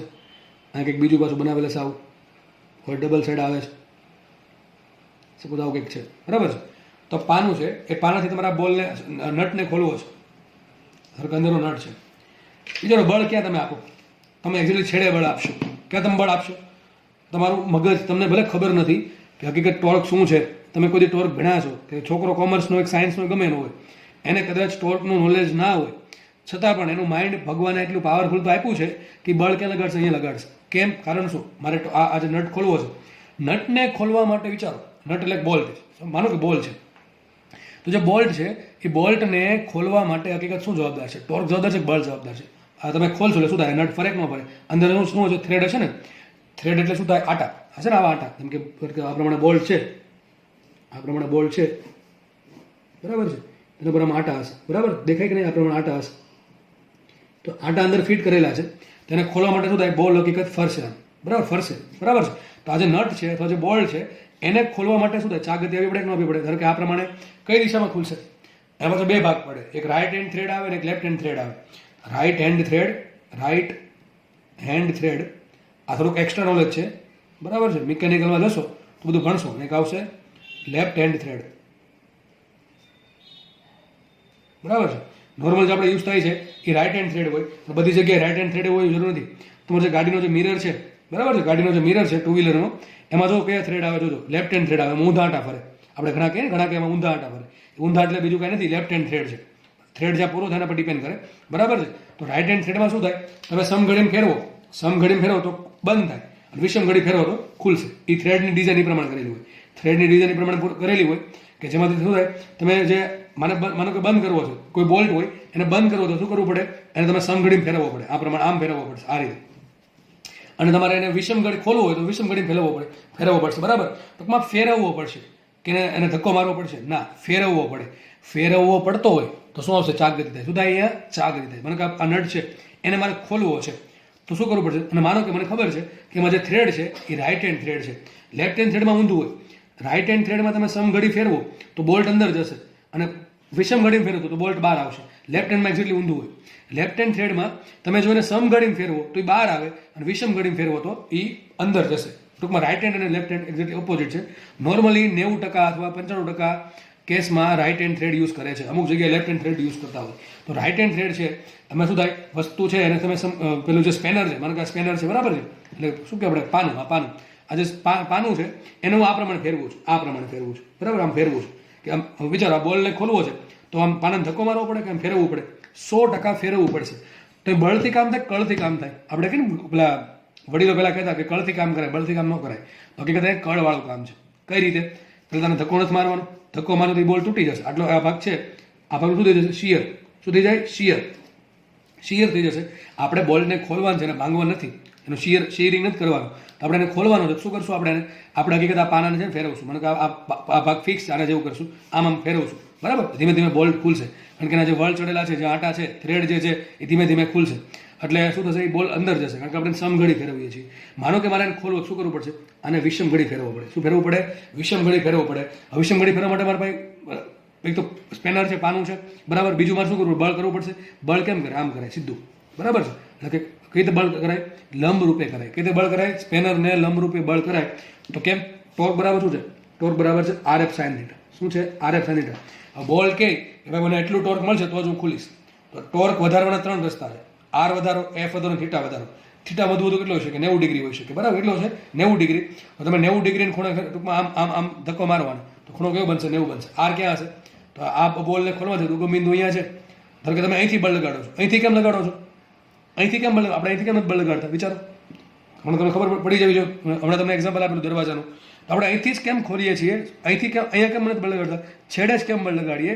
કારણ કે મને ખબર છે, મારા માઇન્ડને ખબર છે, હવે ખબર પડી જવી જોઈએ કે મારે ટોર્ક આપવું હોય તો મારે એવી રીતે ટોર્ક આપવાનું કે મારે બળ ઓછું કરવું પડે. તો મારે બળ ઓછું કરવાનું છે, એના માટે મારે બે રસ્તા છે. કાં તો મારે આર વધારવું પડે, કાં તો મારે થીટા વધારવો પડે. થીટા વધશે એમ સાઈન થીટા વધે. જો અહીં કોસ થીટા આવતો તો ઊંધું કરવું પડે, થીટા કેવો રાખવો પડે, ઓછો. બરાબર છે. તો અહીંયા મારે થીટા વધારવો પડે ને આર વધારવો પડે. થીટા કેટલો છે? 90 ડિગ્રી. એક કામ કરીએ, ચલો આપણે જે બોલ્ટ છે એને એ પ્રમાણે ખોલવાનું ટ્રાય કરશું. બળ છે 90 ડિગ્રી લાગે. આ તો એક કેસ સોલ્વ થઈ ગયો. વધુ આર, જેટલું આર મોટું એટલું ટોર્ક વધારે અને એટલું બળ ઓછું. જેટલું આર વધારે એટલું બળ ઓછું કરવું પડે, કારણ કે ફિક્સ ટોર્ક હશે ખોલવા માટે. બરાબર છે. તો જેટલું આપણે આર વધારશું એટલું સારું પડશે. તો આર વધુ કેટલું હોઈ શકે? એન્ડ સુધી. તો આપણે અહીંથી આપણે કઈ રીતે બળ લગાડશું અને આમ બળ લગાડશું. શું થાય? બોલ્ટ ધીમે ધીમે ખુલશે. પાછું પાનું લઈને બહાર લઈને પાછું દબાવશું એટલે ધીમે ધીમે ખુલશે. છેલ્લે આખો બોલ્ટ અથવા જે નટ છે એ બહાર આવી જશે. તો આ પ્રમાણે થાય છે. તો જુઓ, ટોર્કની બધી રમત છે. જે બધી રમત છે ટોર્કની જ છે. અને તમને ધીમે ધીમે હવે થોડીક ટોર્કની સેન્સ આવવા લાગવી જોઈએ કે ટોર્ક હકીકત શું છે. ટોર્ક આવું કંઈક કરે છે કે વસ્તુને ફેરવે છે. અને આનાથી ઉલટું, માનો કે મારે બોલ્ટને બંધ કરવું, શું કરવું પડે? આ સ્પેનર છે ને આ પ્રમાણે ફેરવવું પડે. અને ત્યારે પણ ફેરવશું ક્યાંથી? છેડા પરથી જ ફેરવશું. કારણ શું? કે મારે ટોર્ક ઓછું આપવું પડશે. એક એક્ઝામ્પલ તમને બારડાનું આપ્યું હતું, એક એક્ઝામ્પલ મેં તમને શેનું આપ્યું? સ્પેનરનું, એટલે કે પાનાનું આપ્યું, સ્પેનર. બરાબર છે. અને હજી એક એક્ઝામ્પલ આપું તમને, અને બધાને ખબર હશે, ટ્રેક્ટર. હવે ટ્રેક્ટરમાં શું થાય એક્ઝેક્ટલી જુઓ. આપણે આખું નથી દોરતા, જે કામનું છે દોરીએ છીએ. સમજો એક ટ્રેક્ટર છે. બરાબર છે. તમે જોયું હશે આગળનું વ્હીલ નાનું હોય ને પાછળનું વ્હીલ બહુ મોટું હશે. કેમ આવું થાય? આવું કેમ થાય? ચલો જોઈએ આવું કેમ થાય. Y it is like this. અથવા આપણે વિચારો, 4 વ્હીલર છે તમારી, 4 વ્હીલર, એમાં આવું નથી. 2 વ્હીલ સરખા, 4 વ્હીલ સરખા જ હોય, બધા વ્હીલ સરખા હશે. તો ટ્રેક્ટરમાં કેમ આવું? ટ્રેક્ટરનું મેઇન કામ શું હોય? બળ કરવાનું હોય. શું હોય? એટલે અથવા એવી જગ્યાએ યુઝ થાય મોસ્ટલી એગ્રીકલ્ચરમાં કે જ્યાં કામ વધારે કરવાનું છે. હવે કામ વધારે કરવાનું ટૂંકમાં શું થાય? હવે ટોર્ક વધારે થશે. કેમ ટોર્ક વધારે થશે? હકીકત આ ફરશે. શું થશે? ફરશે. હવે આમાં શું થાય? આનું જે એન્જિન હશે એ એન્જિન આને પાવર આપશે, વ્હીલને, અને વ્હીલના પાવરના કારણે એ વ્હીલ ફરશે. હવે પાવર જે એન્જિન આપી શકે એ અમુક લિમિટ સુધી આપી શકે. એવું નહીં તમારે ગમે એટલો પાવર જોઈને એન્જિન એટલો આપશે તેવું જરૂરી ન હોય. એમાં જે એન્જિન ફિટ કરેલ છે, બરાબર છે, જે પણ 4 સિલિન્ડર 6 સિલિન્ડર એન્જિન હોય કે 3 સિલિન્ડર એન્જિન હશે, એ સિલિન્ડરથી એને પાવર મળશે અને તે વ્હીલ ફરે. આની પાછળ કંઈક લટકાડેલું હોય. તમને ખબર હોય તો કંઈક પાછળ ધારો કે કોઈ લટકાડેલું છે કે જેનાથી ખેતીમાં ખેડવાનું છે, સપોઝ આ પ્રમાણે કંઈક લટકાવેલું છે. તો હકીકત જરૂર આને છે પાવરની. હવે પાવર આપશે વ્હીલ. આ જે વ્હીલ છે ને એ કામ કરે. હકીકત એમાં થાય શું? જો હું તમને એમ કહું, એક મોટો વ્હીલ છે એક નાનો વ્હીલ, સમજો ધ્યાનથી. આની ત્રિજ્યા ધારો કે છે R2 અને આની ત્રિજ્યા છે R1. ધારો કે હું F બળ આપું અને આને પણ F બળ આપું. બળ બે જગ્યાએ સરખું જ આપું છું. બળ બંને જગ્યાએ સરખું આપું છું. ચલો એ ટોર્ક કેટલું ઉત્પન્ન થાય? સેન્ટરની સાપેક્ષે. ટોર્ક કોને કહેવાય? દોરતો મોટી આકૃતિ. બળ આપણે આ પ્રમાણે લગાડેલ છે. આ એનું સેન્ટર છે અને ત્રિજ્યા છે R. કઈ ત્રિજ્યા છે? R ત્રિજ્યા છે. હવે ટોર્ક કોને કહેવાય? બળ ગુણ્યા બળનું લંબંતર. ક્યાંથી બળ લંબંતર વાપરવું? ઓથી. લંબંતર જો આ જ છે તો ત્રિજ્યાથી જ લંબંતર છે. કારણ કે બળ કેટલું લગાડ્યું છે? 90 ડિગ્રી ખૂણા બળ લગાડેલ છે. તો ટોર્ક કેટલું આવશે? ટોર્ક બરાબર આવશે RF. કેટલું ટોર્ક આવશે? R into. તો અહીંયા ટોર્ક કેટલું આવશે? R1F. અને ટો1 કીધું. અહીંયા ટોર્ક કેટલું આવશે? R2F. કેટલું ટોર્ક આવશે? R2F. શું બે જગ્યાએ ટોર્ક સરખા છે? ના, આ ટોર્ક મોટું છે. બે જગ્યાએ બળ સરખા છે. હા, જો બળ સરખું કર્યું છતાં ટોર્ક વધારે છે, મતલબ કે આ વ્હીલ ફટાફટ ફરશે. મતલબ કે આ જે વ્હીલ છે એની પાસે ચાક ગતિ વધારે છે. એની પાસે ચાક ગતિ ઉર્જા વધારે છે. શું છે? એની પાસે ચાક ગતિ ઉર્જા વધારે છે. મતલબ કે આ જે વ્હીલ છે વધારે કાર્ય કરી શકે. એટલા માટે આ વ્હીલ મોટું હોય અને આ વ્હીલ નાનું હોય. આગળના વ્હીલને મોટું રાખવાનું મતલબ કેમ નથી? આગળના વ્હીલને ખાલી ફરવાનું છે, ટ્રેક્ટરને આગળ લઈ જવાનું છે. પાછળના વ્હીલને કામ કરવાનું છે. જો તમે જો ટાયરમાં ગ્રીપ આપેલી હોય, ગ્રીપ શું કામ આપેલી હોય? કે એક જેટલી એની જમીન અને એની વચ્ચે કોન્ટેક્ટ થાય એવો કોન્ટેક્ટ ના થાય કે જે વ્હીલ છે અંદર ફસાઈ જાય. એટલે મને થોડી ગ્રીપ આપેલી હશે. આમાં એટલી બધી ગ્રીપની જરૂર ના પડે, કારણ કે આને મોસ્ટલી રસ્તા પર કામ કરવાનું હોય અને પાછળ કામ કરવાનું. ટૂંકમાં પાછળનું જે વ્હીલ છે એને ટોર્ક વધારે મળી રહે એટલા માટે એનો ડાયામીટર એટલે કે વ્યાસ મોટો હોય. શું છે? એનો વ્યાસ મોટો હશે. બરાબર છે. તો આવી ટોર્કની રમતો છે. આવું તો અસંખ્ય એક્ઝામ્પલ છે તમને આપી શકું કે ટોર્ક વિશે. બરાબર. પણ આપણે એક લિમિટેશન છે અને થોડીક આપણે શું કહેવાય જાતે પણ થોડુંક વિચારવું જોઈએ. હવે તમારી પાસે અત્યારે યુટ્યુબ કે ગૂગલનો સોર્સ છે, તમે આટલું ગમે ત્યાં સર્ચ કરીને તમે જાણી શકો છો વધારે ટોર્ક વિશે. બરાબર. તો અત્યારે આપણે શું કર્યું, ટોર્કની તમને થોડીક તો સેન્સ આવવા માંડીએ છે. અને આવા તમને મેં કીધું પ્રમાણે ઘણા બધા એક્ઝામ્પલ છે. તમે આજુબાજુ તમે જુઓ તો ઘણી જગ્યાએ આવા ટોર્ક હશે.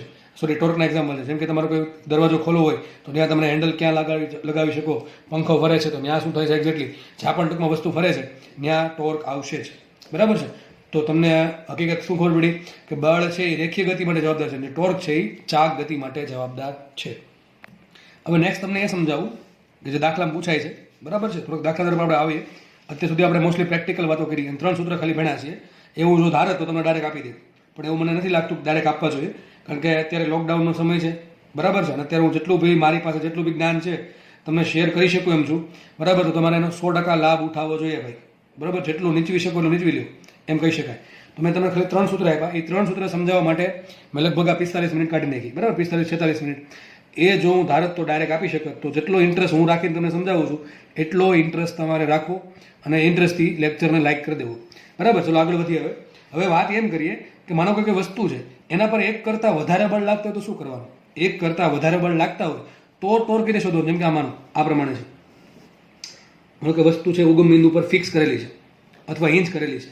શું કરી છે? હિંજ. હિંજ કોને કહેવાય? હિંજ એટલે એવો સપોર્ટ, એક સપોર્ટ છે. હિંજ સપોર્ટ એટલે એવો સપોર્ટ કે જે વસ્તુને આગળ ન વધવા દે, પાછળ ન જવા દે, માત્ર ચાક ગતિ કરવા દે. જેમ કે તમારો દરવાજો શું આમ આગળ પાછળ થઈ શકે કે એક જગ્યાએ ફિક્સ રહે? દરવાજો ફિક્સ રહે છે. શું ઉપર જઈ શકે વાય દિશામાં કે જે દિશામાં? ના. એક દિશામાં આગળ જઈ શકે? દરવાજો છે દરવાજો બરાબર આમ જઈ શકે? ના. આમ જઈ શકે નહીં? ઉપર જઈ શકે નહીં? શું કરી શકે? ખાલી ચાક ગતિ કરી શકે. તો યાદ રાખો હિંજ સપોર્ટને દર્શાવવાની રીત આ છે. બરાબર છે. આ પ્રમાણે દર્શાવે હિંજ સપોર્ટને. બરાબર છે. તો હિંજ સપોર્ટમાં માત્ર વસ્તુ ચાક ગતિ કરી શકે. તો માનો એક સળિયો છે, એક હિંજ સપોર્ટ હોય, એક ફિક્સ સપોર્ટ હોય. ફિક્સ સપોર્ટ કોને કહેવાય? ફિક્સ સપોર્ટ દિવાલ શું છે? ફિક્સ સપોર્ટ છે. શું એક્સ દિશામાં આગળ વધી શકે? નહીં. વાયમાં નહીં, ઝેડમાં નહીં. શું દિવાલ ચાક ગતિ કરી શકે? નહીં. તો એ ફિક્સ સપોર્ટ થઈ ગયો. ને એક આવે સિમ્પલ સપોર્ટ. બરાબર. બહુ ડિટેલમાં ચર્ચા નથી કરવી. સિમ્પલ આપણે હિંજ સપોર્ટની વાત કરીએ તો તમારો દરવાજો છે અથવા જો પેલી સ્લાઇડિંગ વિન્ડો ન હોય, હવે મોસ્ટલી જે કાચની વિન્ડો આવે સ્લાઇડિંગ વિન્ડો આવે. સ્લાઇડિંગ વિન્ડોની પહેલાં જૂની વિન્ડો આવતી છે બરાબર, લાકડાની કે પેલી અમુક પતરાની પ્લેટવાળી. એમાં શું થાય? હિંજ સપોર્ટ હોય, કારણ કે જે બારી છે એ જે વિન્ડો જે છે એ ખાલી ફરી શકશે, બીજું કંઈ થઈ શકશે નહીં. માનો એક સળિયો છે, ટૂંકમાં હિંજ સપોર્ટ જ્યાં પણ શબ્દ આવે તમને ખબર પડી જવી જોઈએ કે વસ્તુ શું કરી શકશે? માત્ર ચાક ગતિ કરી શકશે. એક્સમાં, વાયમાં, ઝેડમાં કોઈ ગતિ કરી શકશે નહીં. માનો એક સળિયો છે, એનો મેં એક થોડો હિંજ કરી દીધો, હિંજ સપોર્ટ આપી દીધો, તો સળિયો શું કરશે? માનો કે આ પેન છે, એ પેનને મેં હિંજ કરી. ટૂંકમાં આ આ જે રોટેશન માટે એ ફ્રી છે, આગળ વધવા ફ્રી નથી, આમ વાય દિશામાં ફ્રી નથી અને ઝેડ દિશામાં પણ ફ્રી નથી. ટૂંકમાં શું કરી શકે? ખાલી આ બિંદુ પર ફિક્સ રહીને એ ચાક ગતિ કરી શકે. માનો કે એના પર મેં 3 બળ લગાડ્યા. એક બળ લગાડ્યું અહીંયા F1, કેટલા અંતરે? X1 અંતરે. ધ્યાનથી સમજો ભાઈ, ધ્યાનથી સમજો. બીજું બળ લગાડ્યું મેં F2, કેટલા અંતરે? O થી અંતર છે એનું X2, કેટલું અંતર છે? X2. સપોઝ કે ત્રીજું બળ લગાડું છું અહીંયા ઉપર F3, કયા અંતર લગાડું છું? X3 અંતર. ચલો મારે શોધવું છે કે નેટ ટોર્ક કેટલું છે ઓ બિંદુની સાપેક્ષે આ જે સળિયો છે એના પર નેટ એટલે કે ચોખ્ખું ટોર્ક કેટલું લાગશે. ચલો તમને જો આવડતું હોય તો તમે સાથે સોલ્વ કરી શકો છો. જો નહીં આવડતું તો ચલો એક વખત શીખવાડીશ, એક વખત શીખી લેશો, કોઈ દિવસ પ્રોબ્લેમ આવશે નહીં. પણ ધ્યાન રાખવું, ખાસ ધ્યાન રાખવું. બરાબર છે. કારણ કે અહીંયા પ્લસ માઇનસ આવશે અને મોસ્ટલી લોકોને પ્લસ માઇનસમાં ખબર પડતી નથી. બરાબર. આપણે ફટાફટ જોઈ લઈએ. ચલો પેલા આપણે બળ લઈએ. ચલો F1 બળ છે. F1 બળ શું ટ્રાય કરે? જો કોની સાપેક્ષ ફરશે? જે સળિયો છે એ O બિંદુની સાપેક્ષ ફરશે. એનો જે સપોર્ટ છે એની સાપેક્ષ ફરશે. જેમ કે આ પેન છે, પેનને હું ફિક્સ કરી દઉં તો પેન ક્યાંથી કોની સાપેક્ષ ફરે? આની સાપેક્ષ ફરે છે. આ બિંદુ નથી, આની સાપેક્ષ નથી ફરતી. કોની સાપેક્ષ ફરે છે? આજે જે હિંજ કર્યો ને એની સાપેક્ષે ફરે છે. બરાબર. એવું નથી કે હિંજ હંમેશા છેડે જ હોય, હિંજ આમ પણ હોય. બરાબર. હિંજ આમ પણ હોય તો કોણ સાપેક્ષ ફરશે? આની સાપેક્ષ ફરે છે, કારણ કે બે છેડા અત્યારે ફરે છે. તો હિંજ સપોર્ટ કોઈ પણ જગ્યાએ હોઈ શકે. આપણે આ અહીંયા છે. હવે જો F1 મારે પહેલા 3 ટોર્ક આવશે, ટોર્ક 1, ટોર્ક 2 અને ટોર્ક 3. કેમ 3 ટોર્ક આવશે? 3 બળ છે, 3 અલગ અલગ અંતર લાગે, 3 ટોર્ક આવશે. ખબર પડી કે? ચલો પહેલા F1 ના કારણે કેટલું ટોર્ક આવે તમારે શું કરવાનું? જુઓ F1 ની દિશા ક્યાં છે? નીચે છે. ક્યાં છે? નીચે છે. કોની સાપેક્ષે ટોર્ક શોધવાનું છે? O સાપેક્ષે. કોની સાપેક્ષે શોધવાનું છે? O સાપેક્ષે તમારે ટોર્ક શોધવાનું છે. જુઓ ચલો તો એક કામ કરવાનું, પેલા O બિંદુ જોઈ લેવાનું ક્યાં છે. જોઈ લીધું. હું જો બોલું છું ખાસ સાંભળજો. પછી શું કરશું આપણે? F1 ક્યાં છે? નીચે તરફ છે. એક કામ કરવાનું, F1 ને પકડીને જે દિશામાં જાય છે એ દિશામાં પકડીને એને O તરફ ફેરવવાનું ટ્રાય કરો. આ પ્રમાણે સમજ પડે કે નહીં પડતી? F1 ને પકડીને, F1 ક્યાં જાય છે? નીચે તરફ. નીચે તરફ જાઓ. હવે આમ નથી જવાનું. O બિંદુ ક્યાં છે? આમ છે કે આમ છે? F1 માંથી તમે નીચે આમે જઈ શકો અને આમે જઈ શકો. જશું કઈ રીતે? આ રીતે. O બિંદુ આ બાજુ છે તો આપણે કામ કરશું, F1 ને માંથી જે દિશામાં છે F1 એ દિશામાંથી પકડીને એને કોની તરફ ફેરવો? ઓ તરફ ફેરવો. વસ્તુ કઈ દિશામાં ફરશે? સમઘડી કે વિષમઘડી? સમઘડી. જો કઈ દિશામાં ફરે છે? સમઘડી. આના કારણે વસ્તુ આ રીતે ફરશે, સમઘડી. કઈ રીતે ફરશે વસ્તુ? સમઘડી ફરશે. ટોર્ક હશે કેટલું? ટોર્કનું સૂત્ર આર ક્રોસ એફ. એ પણ તમે વાપરી શકો તો સિમ્પલ. બળ કેવું આપ્યું? લંબ આપ્યું છે તો સૂત્ર શું આવશે? બળ ગુણ્યા બળનું લંબાંતર. કોનીથી? ઓથી. હવે જો બળનું લંબાંતર શું છે? આ જો બળ એક કામ કરવાનું, લંબાંતર શોધવા માટે શું કરવાનું? લંબાંતર શોધવા માટે બળને લાંબુ કરી દેવાનું આ પ્રમાણે. તો આ થઈ ગયું બળ. લંબાંતર જો આ છે કે નહીં તો શું આવશે? x1. તો ટોર્ક 1 કેટલું આવશે? F1 into x1. કઈ દિશામાં? સમઘડી દિશામાં. કઈ દિશામાં? સમઘડી દિશામાં. તો ટોર્ક 1 શું આવશે? બળ ગુણ્યા બળનું લંબાંતર. કઈ દિશામાં ટોર્ક આવે છે? સમઘડી દિશામાં. ચલો આ વાત કરીએ. F2. ચલો F2 ના કારણે મારે ટોર્ક શોધવું છે. ક્યાં? ઉપર. F2 ક્યાં જાય છે? ઉપર જાય છે. ક્યાં જાય છે? ઉપર. F2 ક્યાં જાય છે? ઉપર. ઉપર જાઓ. હવે ફેરવવાનું છે. ટોર્ક ફેરવે એટલે આપણે આને પર ફેરવવાનું છે. કઈ બાજુ ફેરવવાનું? ઓની બાજુ. તો આપણે કેમ આમ જશું? નહીં, આમ જશું. આમ આ પ્રમાણે જો સમજ પડે છે? અહીંથી ઉપર ગયા ફેરવવાનું. સમજ પડે? જાતે ટ્રાય કરી શકો છો. કઈ દિશામાં ફરશે? વિષમઘડી. દેખાય છે કઈ દિશા છે? આ વિષમઘડી છે. તો ટોર્ક કેટલો આવશે? F બળ ગુણ્યા લંબાંતર. ચલો F2 આ પ્રમાણે છે. લંબાંતર કેટલું છે? x2. કેટલું છે? x2. શું આવશે અહીંયા? F2 into x2. વિષમઘડી છે કે સમઘડી છે? વિષમઘડી છે. કઈ દિશા છે? આ વિષમઘડી. ચલો લાસ્ટ લઈ લઈએ F3. F3 છે એને ફેરવવાનું છે. કોની બાજુ? ઓ બાજુ. દિશા કઈ છે? ઉપર કે નીચે? ઉપર. તો શું કરતા ને? ઉપર લઈ જશું. લેશું કે આ બાજુ જશું? કઈ દિશા આવશે આની? વિષમઘડી કે સમઘડી? વિષમઘડી. ટોર્ક કેટલું એનું? F3 into x3. લંબાંતર કેટલું છે એનું? આટલું. આટલું લંબાંતર છે. F3 into x3. ટોર્ક આવશે F3 ઇન્ટુ x3 અને આવશે વિષમઘડી દિશામાં. બરાબર? તો આવું થયું. માનો કે હજી એક બળ લાગતો ચોથું F4. કે F4 બળ આ પ્રમાણે લાગે છે. ચલો મને વિચારીને કયો F4 બળના કારણે O પર ટોર્ક કેટલું? F4 બળના કારણે O પર ટોર્ક કેટલું?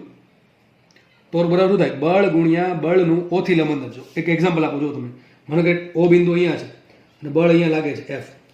ધારો કે અંતર છે R. તો કેટલું ટોર્ક આવશે? F into R. જેમ જેમ જેમ F આમ આવતું જશે એમ R ઘટતું જશે. હવે ટોર્ક ઘટી ગયું. પણ જો F અહીંયા લગાડ ઉપર જ તો F ક્યાં પસાર થાય છે? O માંથી પસાર થાય છે. તો એમ કહું આ જે બળ છે બળ એ O થી કેટલું દૂર છે? અરે દૂર જ નથી, કેમ કે O માંથી પસાર થાય છે. O બિંદુ અહીંયા છે અને બળ આમ હોય આ રીતે. બરાબર છે? તો થોડુંક જો અંતર છે, હજુ થોડુંક અંતર છે, પણ હું એમ કહું છું O બિંદુ અહીંયા છે અને ટોર્ક બળ આમ લાગે છે આ રીતે. ટૂંકમાં બળની કાર્યરેખા O માંથી પસાર થાય છે તો ટોર્ક કેટલું હશે? 0. કારણ કે બળ છે પણ ટોર્ક નથી. કેમ? કારણ શું? અંતર 0 છે. જો ટોર્ક બે વસ્તુ જોઈએ, બળે જોઈએ અને અંતરે જોઈએ. અંતર નથી, બળ છે પણ ટોર્ક કેવું છે? 0 છે. સમજ પડે કે નહીં? તો F4 ના કારણે O બિંદુ પર ટોર્ક કેટલો આવશે? 0 આવશે. સમજ પડે કે ન પડે? તો હવે કુલ ટોર્ક કેટલું? નેટ ટોર્ક કેટલું? જો તો જો એક ટોર્ક છે એ વસ્તુને વિષમઘડી દિશામાં ફેરવવાનું ટ્રાય કરે છે. એક ટોર્ક છે એ વસ્તુને સમઘડી દિશામાં આમ આવું કંઈક છે. આ જે ટોર્ક 1 છે એ આમ ફેરવવાનું ટ્રાય કરે આ રીતે. આજે બીજા બે ટોર્ક છે એ વસ્તુને આમ ફેરવવાનું ટ્રાય કરે. બરાબર છે? હવે બે રસ્તા છે આમાં. કાં તો તમે સમઘડી ટોર્કને ધન લઈ શકો તો વિષમઘડીને ઋણ લેવું પડે, અથવા બીજી રીત કાં તમે વિષમઘડી ટોર્કને ધન લ્યો તો સમઘડીને ઋણ લેવું પડે. મોસ્ટલી હું એવું કરાવું છું કે વિષમઘડી દિશાના ટોર્કને, વિષમઘડી દિશાનું જે ટોર્ક છે આ રીતે એને કેવું લેવાનું? ધન લેવાનું. અને સમઘડી દિશાનું જે ટોર્ક છે એને કેવું લેવાનું? ઋણ લેવાનું. માનો કે બધી ગણતરી કરતા છેલ્લે આન્સર ધન આવ્યો, છેલ્લે જે આન્સર ધન આવ્યો સાબિત શું થશે? વસ્તુ વિષમઘડી દિશામાં ભરશે. અને માનો કે બધી ગણતરી કરતા ટોર્ક જે છેલ્લે નેટ આવ્યું, બધું ગુણાકાર સરળ બાદબાકી કરીને ઋણ આવ્યું ટોર્ક, તો સાબિત શું થશે? વસ્તુ સમઘડી દિશામાં ભરશે. તમે આનાથી ઉલટી સંજ્ઞા પદ્ધતિ વાપરશો કોઈ ફરક પડશે નહીં. બરાબર છે? ચલો તો આપણે આ ટોર્ક જે છે કેવું લેશું? ધન લેશું ઋણ લેશું? આ ટોર્ક કેવું લેશું? ધન કે ઋણ? કઈ લેશું? -2 1 પ્લસ આ ટોર્ક કેવું લેશું? પ્લસ, કેમ કે વિષમઘડી તો +2 પ્લસ આ આવશે +3. તો કુલ કેટલું આવશે? τ is equal to -F1x1 plus F2x2 plus F3x3. આટલું ટોર્ક એના પર નેટ લાગશે. અને જો આ બધાનું ભેગું 0 થઈ ગયું, માનો કે F1x1 ની કિંમત માઇનસમાં એટલી બધી છે કે F2x2 અને F3x3 કરતાં વધારે છે, સોરી બે સરખી છે, તો માનો કે નેટ ટોર્ક 0 થયું તો વસ્તુ ફરશે જ નહીં. જો નેટ ટોર્ક ધન આવ્યું, આ બધાના સરવાળો બાદબાકી કરતા જો નેટ ટોર્ક ધન આવે છે મતલબ શું થશે? વસ્તુ આ સળિયો જે છે એ વિષમઘડી દિશામાં ફરશે, સોરી આમ ફરશે ઉપર તરફ. વિષમઘડી એટલે આમ ફરશે. જો આનો આન્સર ઋણ આવ્યો તો મતલબ એમ કે સળિયો સમઘડીમાં ટૂંકમાં નીચે આમ ફરશે, આમ નીચે તરફ. જો ઋણ આવ્યું તો નીચે ફરશે, જો ધન આવ્યું ઉપર ફરશે. જો બધું ભેગો થઈને સરવાળો બાદબાકી કરીને ટોર્ક 0 આવ્યો તો સળિયો ફરશે જ નહીં. એવું બની શકે? આ બની શકે, બનશે, 100% બનશે. કેમ ન બને? જેમ કે મને તમને એમ કહું આવો બિંદુ અહીંયા છે, બરાબર છે? એક બળ આમ લાગે છે, એક બળ આમ લાગે છે. ચલો વિચારો, આ સેન્ટરમાં છે. આ બળ F છે, આ બળ F છે, આ અંતર છે ધારો કે D, અને આ અંતર પણ D છે. ચલો કેટલું ટોર્ક લાગશે વિચારો, કેટલું ટોર્ક લાગશે? આના કારણે ટોર્ક કેટલું? FD. કેટલું લાગશે? FD. આના કારણે ટોર્ક કેટલું? FD. કેટલું લાગશે? FD. હવે જુઓ શું કરવાનું છે? ટોર્ક શોધવાનું છે. કોની સાપેક્ષે? O સાપેક્ષ. O બિંદુ અહીંયા છે, બરાબર. તો શું કરવાનું? F ક્યાં જાય છે? ઉપર તરફ જાય છે, ત્યાંથી O તરફ ફેરવવાનું. આ ક્યાં ફરશે? વિચારો, આમ ફરશે ને. કઈ રીતે ફરશે? સમઘડી. તેના કારણે ટોર્ક આવશે સમઘડી. એ રીતે જુઓ, આ બળના કારણે ટોર્ક શોધવાનું છે અહીંયા. શું કરશો આપણે? F ને પકડી અને O તરફ ફેરવવા માંડવાનું. F પકડો પછી ફેરવો કોણ તરફ? O તરફ. આવું થશે કે નહીં થાય? બરાબર. કઈ રીતે ફરશે? વિષમઘડી. તેના કારણે ફરશે વિષમઘડી. આ ટોર્ક કેટલું છે? FD. કેટલું ટોર્ક છે? F into D. આ ટોર્ક કેટલું છે? F into D. આ કઈ દિશામાં? સમઘડીમાં. આ કેટલું? વિષમઘડીમાં. બે કેટલું છે? સરખું ને વિરુદ્ધ દિશામાં. તો નેટ ટોર્ક કેટલું વધશે? 0. વસ્તુ ફરે જ નહીં. અને સીધી વાત છે, ગામે ખબર પડી જાય કે સળીઓ હોય, બરાબર છે, એના પર આપણા બળ લાગતા હોય. એક બળ લાગે ઉપર, એક બળ લાગે ઉપર. હમણાં કીધું ટોર્ક કેટલું હોય? 0 હોય. આમને ખબર પડે. મને આ પેન છે, બરાબર છે, આ પેન છે, એના પર બળ લગાડવું આ રીતે. જુઓ થોડુંક અઘરું છે, મને આ રીતે લગાડું છું. ક્યાં છે? ઉપર જાય છે. વસ્તુ ફરે છે? ના, વસ્તુ ફરતી નથી. આ પ્રમાણે જો ઉપર જાય છે. ફરે ક્યાંથી? ફરે જ નહીં ને ભાઈ, સીધી વાત છે. હકીકત આના પર નેટ બળ કેટલું લાગે? કુલ બળ કેટલું લાગે? 2F. કેટલું લાગે છે? કુલ બળ 2F. પણ કુલ ટોર્ક કેટલું? 0. કેવું ટોર્ક છે? 0 છે ટોર્ક. સમજ પડે છે કે નહીં? એની કરતાં જો આમ વિચારો, તમે આવું વિચારો, આવું F લાગે છે અહીંયા, F લાગે છે અહીંયા. અરે વસ્તુ 100% ફરશે. હું ક્યારનો તમને ખબર હોય તો લાસ્ટ લેક્ચરથી આવું કરું છું. સમજ પડે? હકીકત પેન શું કામ ફરે? જો એક છેડા પર બળ લાગે છે ઉપર. માનો એક દોરી બાંધેલ છે અહીંયા, એક દોરી અહીંયા બાંધેલ છે. વિચારો, આ દોરી નીચે ખેંચે, આ દોરી ઉપર ખેંચે. તો હકીકત જો આવું કંઈક થશે, થશે કે નહીં? વસ્તુ ફરશે. કોણ સાપેક્ષ? એની સેન્ટર સાપેક્ષ. તો કે સેન્ટર. ચલો આપણે ફટાફટ આમાં ટોર્ક ફાઇન્ડ કરી લઈએ. ફટાફટ ફાઇન્ડ કરીએ. મારે આ કિસ્સામાં ટોર્ક શોધવું છે. ચલો ધારો કે અંતર આ છે, અંતર D, આ અંતર D છે. ચલો કામ કરીએ. ત્યારે આ જે બળ છે એના કારણે O પર કેટલું ટોર્ક ઉત્પન્ન થાય? ચલો શોધીએ. તો F છે ક્યાં? નીચે તરફ છે. F નીચે તરફ છે. એટલે શું કરશો? નીચેથી પકડી, નીચે તરફથી પકડીને ક્યાં ફેરવશું? O તરફ ફેરવશું. કઈ દિશામાં ફરશે? જો કઈ દિશામાં ફરે છે? વિષમઘડી. શેમાં ફરે છે? વિષમઘડી. તો આવશે વિષમઘડીના કારણે ટોર્ક. અને ટોર્ક હશે કેટલું? F into D. કેટલું હશે? F બળ ગુણ્યા લંબંતર. આ D છે, લંબંતર જ છે. ચલો આના કારણે ફેરવીએ આપણે. તો આ બળ ક્યાં છે? ઉપર તરફ છે. તો બળને ઉપર તરફ છે. તો બળની દિશામાં જઈને, બળ જો ઉપર હતું ઉપર તરફ, જો બળ ઉપર તરફ છે તો ઉપર તરફ જઈને O તરફ ફેરવો. આમ થશે ને આ રીતે. તો આપણે ક્યાં આવું? વિષમઘડી. આના કારણે ટોર્ક કેવું છે? વિષમઘડી છે. તો બે આ પણ ટોર્ક વિષમઘડી છે, આ પણ ટોર્ક વિષમઘડી છે. ટોર્ક કેટલો છે? ટોર્ક બરાબર બળ ગુણ્યા લંબંતર. ક્યાંથી? O થી. કેટલું લંબંતર છે? D. તો કેટલું આવશે ટોર્ક? FD. તો આ પણ ટોર્ક વિષમઘડી છે, આ પણ ટોર્ક વિષમઘડી છે. તો કુલ ટોર્ક કેટલો આવશે? બેન સરવાળો. કારણ કે બે દિશામાં છે. હકીકત ટોર્ક ક્યાં આવશે? બહાર તરફ આવશે. ક્યાં આવશે? બહાર તરફ. ટોર્કની દિશા બહાર તરફ આવશે. પણ જે ફરવાની દિશા છે એ ક્યાં આવશે? વિષમઘડી આવશે. તો કુલ ટોર્ક આવશે FD પ્લસ FD 2FD. કેટલા એવું ટોર્ક અહીંયા? 2FD. હકીકત જો આ પેન જે ફરે છે, આ જે પેન ફરે, માનો કે એક્ઝેક્ટલી તો આપણને થોડુંક હલી જશે કારણ કે વચ્ચેથી હિંજ નથી કરેલું એટલા માટે. તો માનો કે હિંજ કરેલ છે, માની લો, તો આ પ્રમાણે ફરશે કે નહીં ફરે? બરાબર છે, ફરે કે નહીં ફરે? જો આ પ્રમાણે ફરશે એક્ઝેક્ટલી.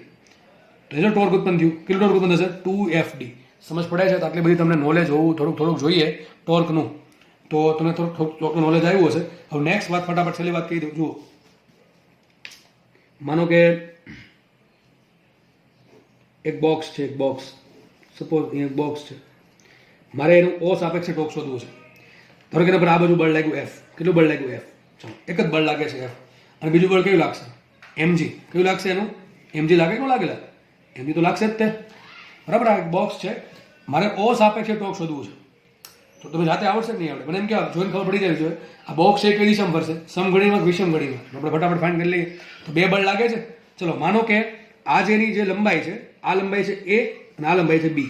એની આ જે લંબાઈ છે A છે, આ લંબાઈ B છે. ચલો હવે આ mg ક્યાં લાગે? હંમેશા અડધા અંતરે લાગે. ક્યાં લાગશે? અડધા અંતરે. તો આ લંબાઈ કેટલી હશે? આટલી લંબાઈ. આ લંબાઈ કેટલી હશે? B/2. કેટલી લંબાઈ હશે? B/2. ચલો આપણે કામ કરીએ, પહેલા mg ના કારણે ટોર્ક શોધીએ. કોના કારણે શોધીએ ટોર્ક? mg ના કારણે. તો mg ના કારણે ટોર્ક ક્યાં આવશે? તો શું કરવાનું? mg કોની સાપેક્ષ શોધવાનું છે? O સાપેક્ષ. O બિંદુ અહીંયા છે. mg ને ફેરવો. mg ને કોને ફેરવવાનું? O સાપેક્ષ. O ની આસપાસ. કઈ રીતે? પહેલા mg ની દિશામાં જાઓ, ત્યાંથી હવે હાથને ઘુમાવો O તરફ. તો કઈ બાજુ ફરશે? કઈ બાજુ આવ્યું? સમઘડી આવ્યું? વિષમઘડી? સમઘડી. આના કારણે આવશે સમઘડી ટોર્ક. કેટલું ટોર્ક આવશે? ટોર્ક ઇઝ ઇક્વલ ટુ કેટલો આવશે? ટોર્ક 1 કહી દઉં. કેટલું ટોર્ક આવશે? બળ ગુણ્યા બળનું લંબંતર. જો બળ કેટલું છે? mg. લંબંતર કેટલું? આટલું દેખાય છે. ઘણા કિસ્સામાં A લેવું પડે. અરે A ક્યાંથી લેવું પડે? mg આ રીતે છે, લંબંતર આ છે, વચ્ચે ખૂણો કેટલો બનવો છે? 90 ડિગ્રી. તો કેટલું આવશે ટોર્ક? mg ઇન્ટુ અંતર કેટલું આવશે b/2. કેટલું આવશે ટોર્ક mg b/2. કેટલું આવશે mg b/2. ચલો આ તો આપણે હજી ખાલી એકના કારણે ટોર્ક મેળવ્યું. હજી બીજું બળ છે. કયું બળ? f છે ને f. ચલો f ના કારણે ટોર્ક મેળવીએ. શું કરવાનું f ને? f ત્યાંથી આગળ વધીને એને o તરફ ફેરવો. o ક્યાં છે? નીચે છે. નીચે જશું કઈ રીતે ફરશે? જો સમઘડિત વિષમઘડિત આમ ખબર પડે કે નહીં? સ્પાઇરલ બનાવવાનું. સ્પાઇરલ આ રીતે.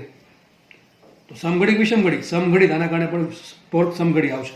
ધારો કે કહી દઉં ટોર્ક 2. ચલો ટોર્ક 2 શું આવશે? બળ ગુણ્યા લંબ અંતર. ચલો આ બળ કઈ દિશામાં છે? આ દિશામાં છે. આ દિશામાં છે ને? બળની દિશા આ છે. o થી લંબ અંતર શું થાય? b/2 કે a? શું થાય? a. આટલું થાય ને ભાઈ. આ લંબ બનો કે ન બનો? તો લંબ અંતર શું થાય? f. a કેટલું થશે? a. તો કેટલું આવશે? f ના કારણે ટોર્ક fa. કેટલું આવશે? fa. ચલો આ કઈ દિશામાં છે? સમઘડીમાં. આ પણ શેમાં છે? સમઘડીમાં. તો કુલ ટોર્ક કેટલું? બેનો સરવાળો શું આવશે? mg into b/2 plus f into a. આટલું ટોર્ક ઉત્પન્ન થશે કુલ. કઈ દિશામાં આવશે? સમઘડી દિશામાં. ટૂંકમાં જે બોક્સ છે એ લગભગ સમઘડી દિશામાં ટિલ્ટ થવાનું ટ્રાય કરશે. સમજ પડે છે કે નહીં પડતી?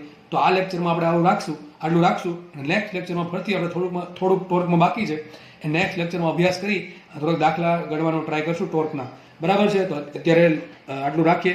લેક્ચરમાં તમને 100% પસંદ પડ્યો જ હશે જો તમારો ઇન્ટરેસ્ટ હશે તો, અને જો પસંદ નહીં પડ્યો હોય તો થોડુંક તમે ઇન્ટરેસ્ટ દાખવો તો 100% સમજ પડશે આમાં. બરાબર છે? તો લેક્ચર અહીંયા રાખીએ આપણે, અને લેક્ચર જોવા બદલ બધાનો ખૂબ ખૂબ આભાર. Thank you so much.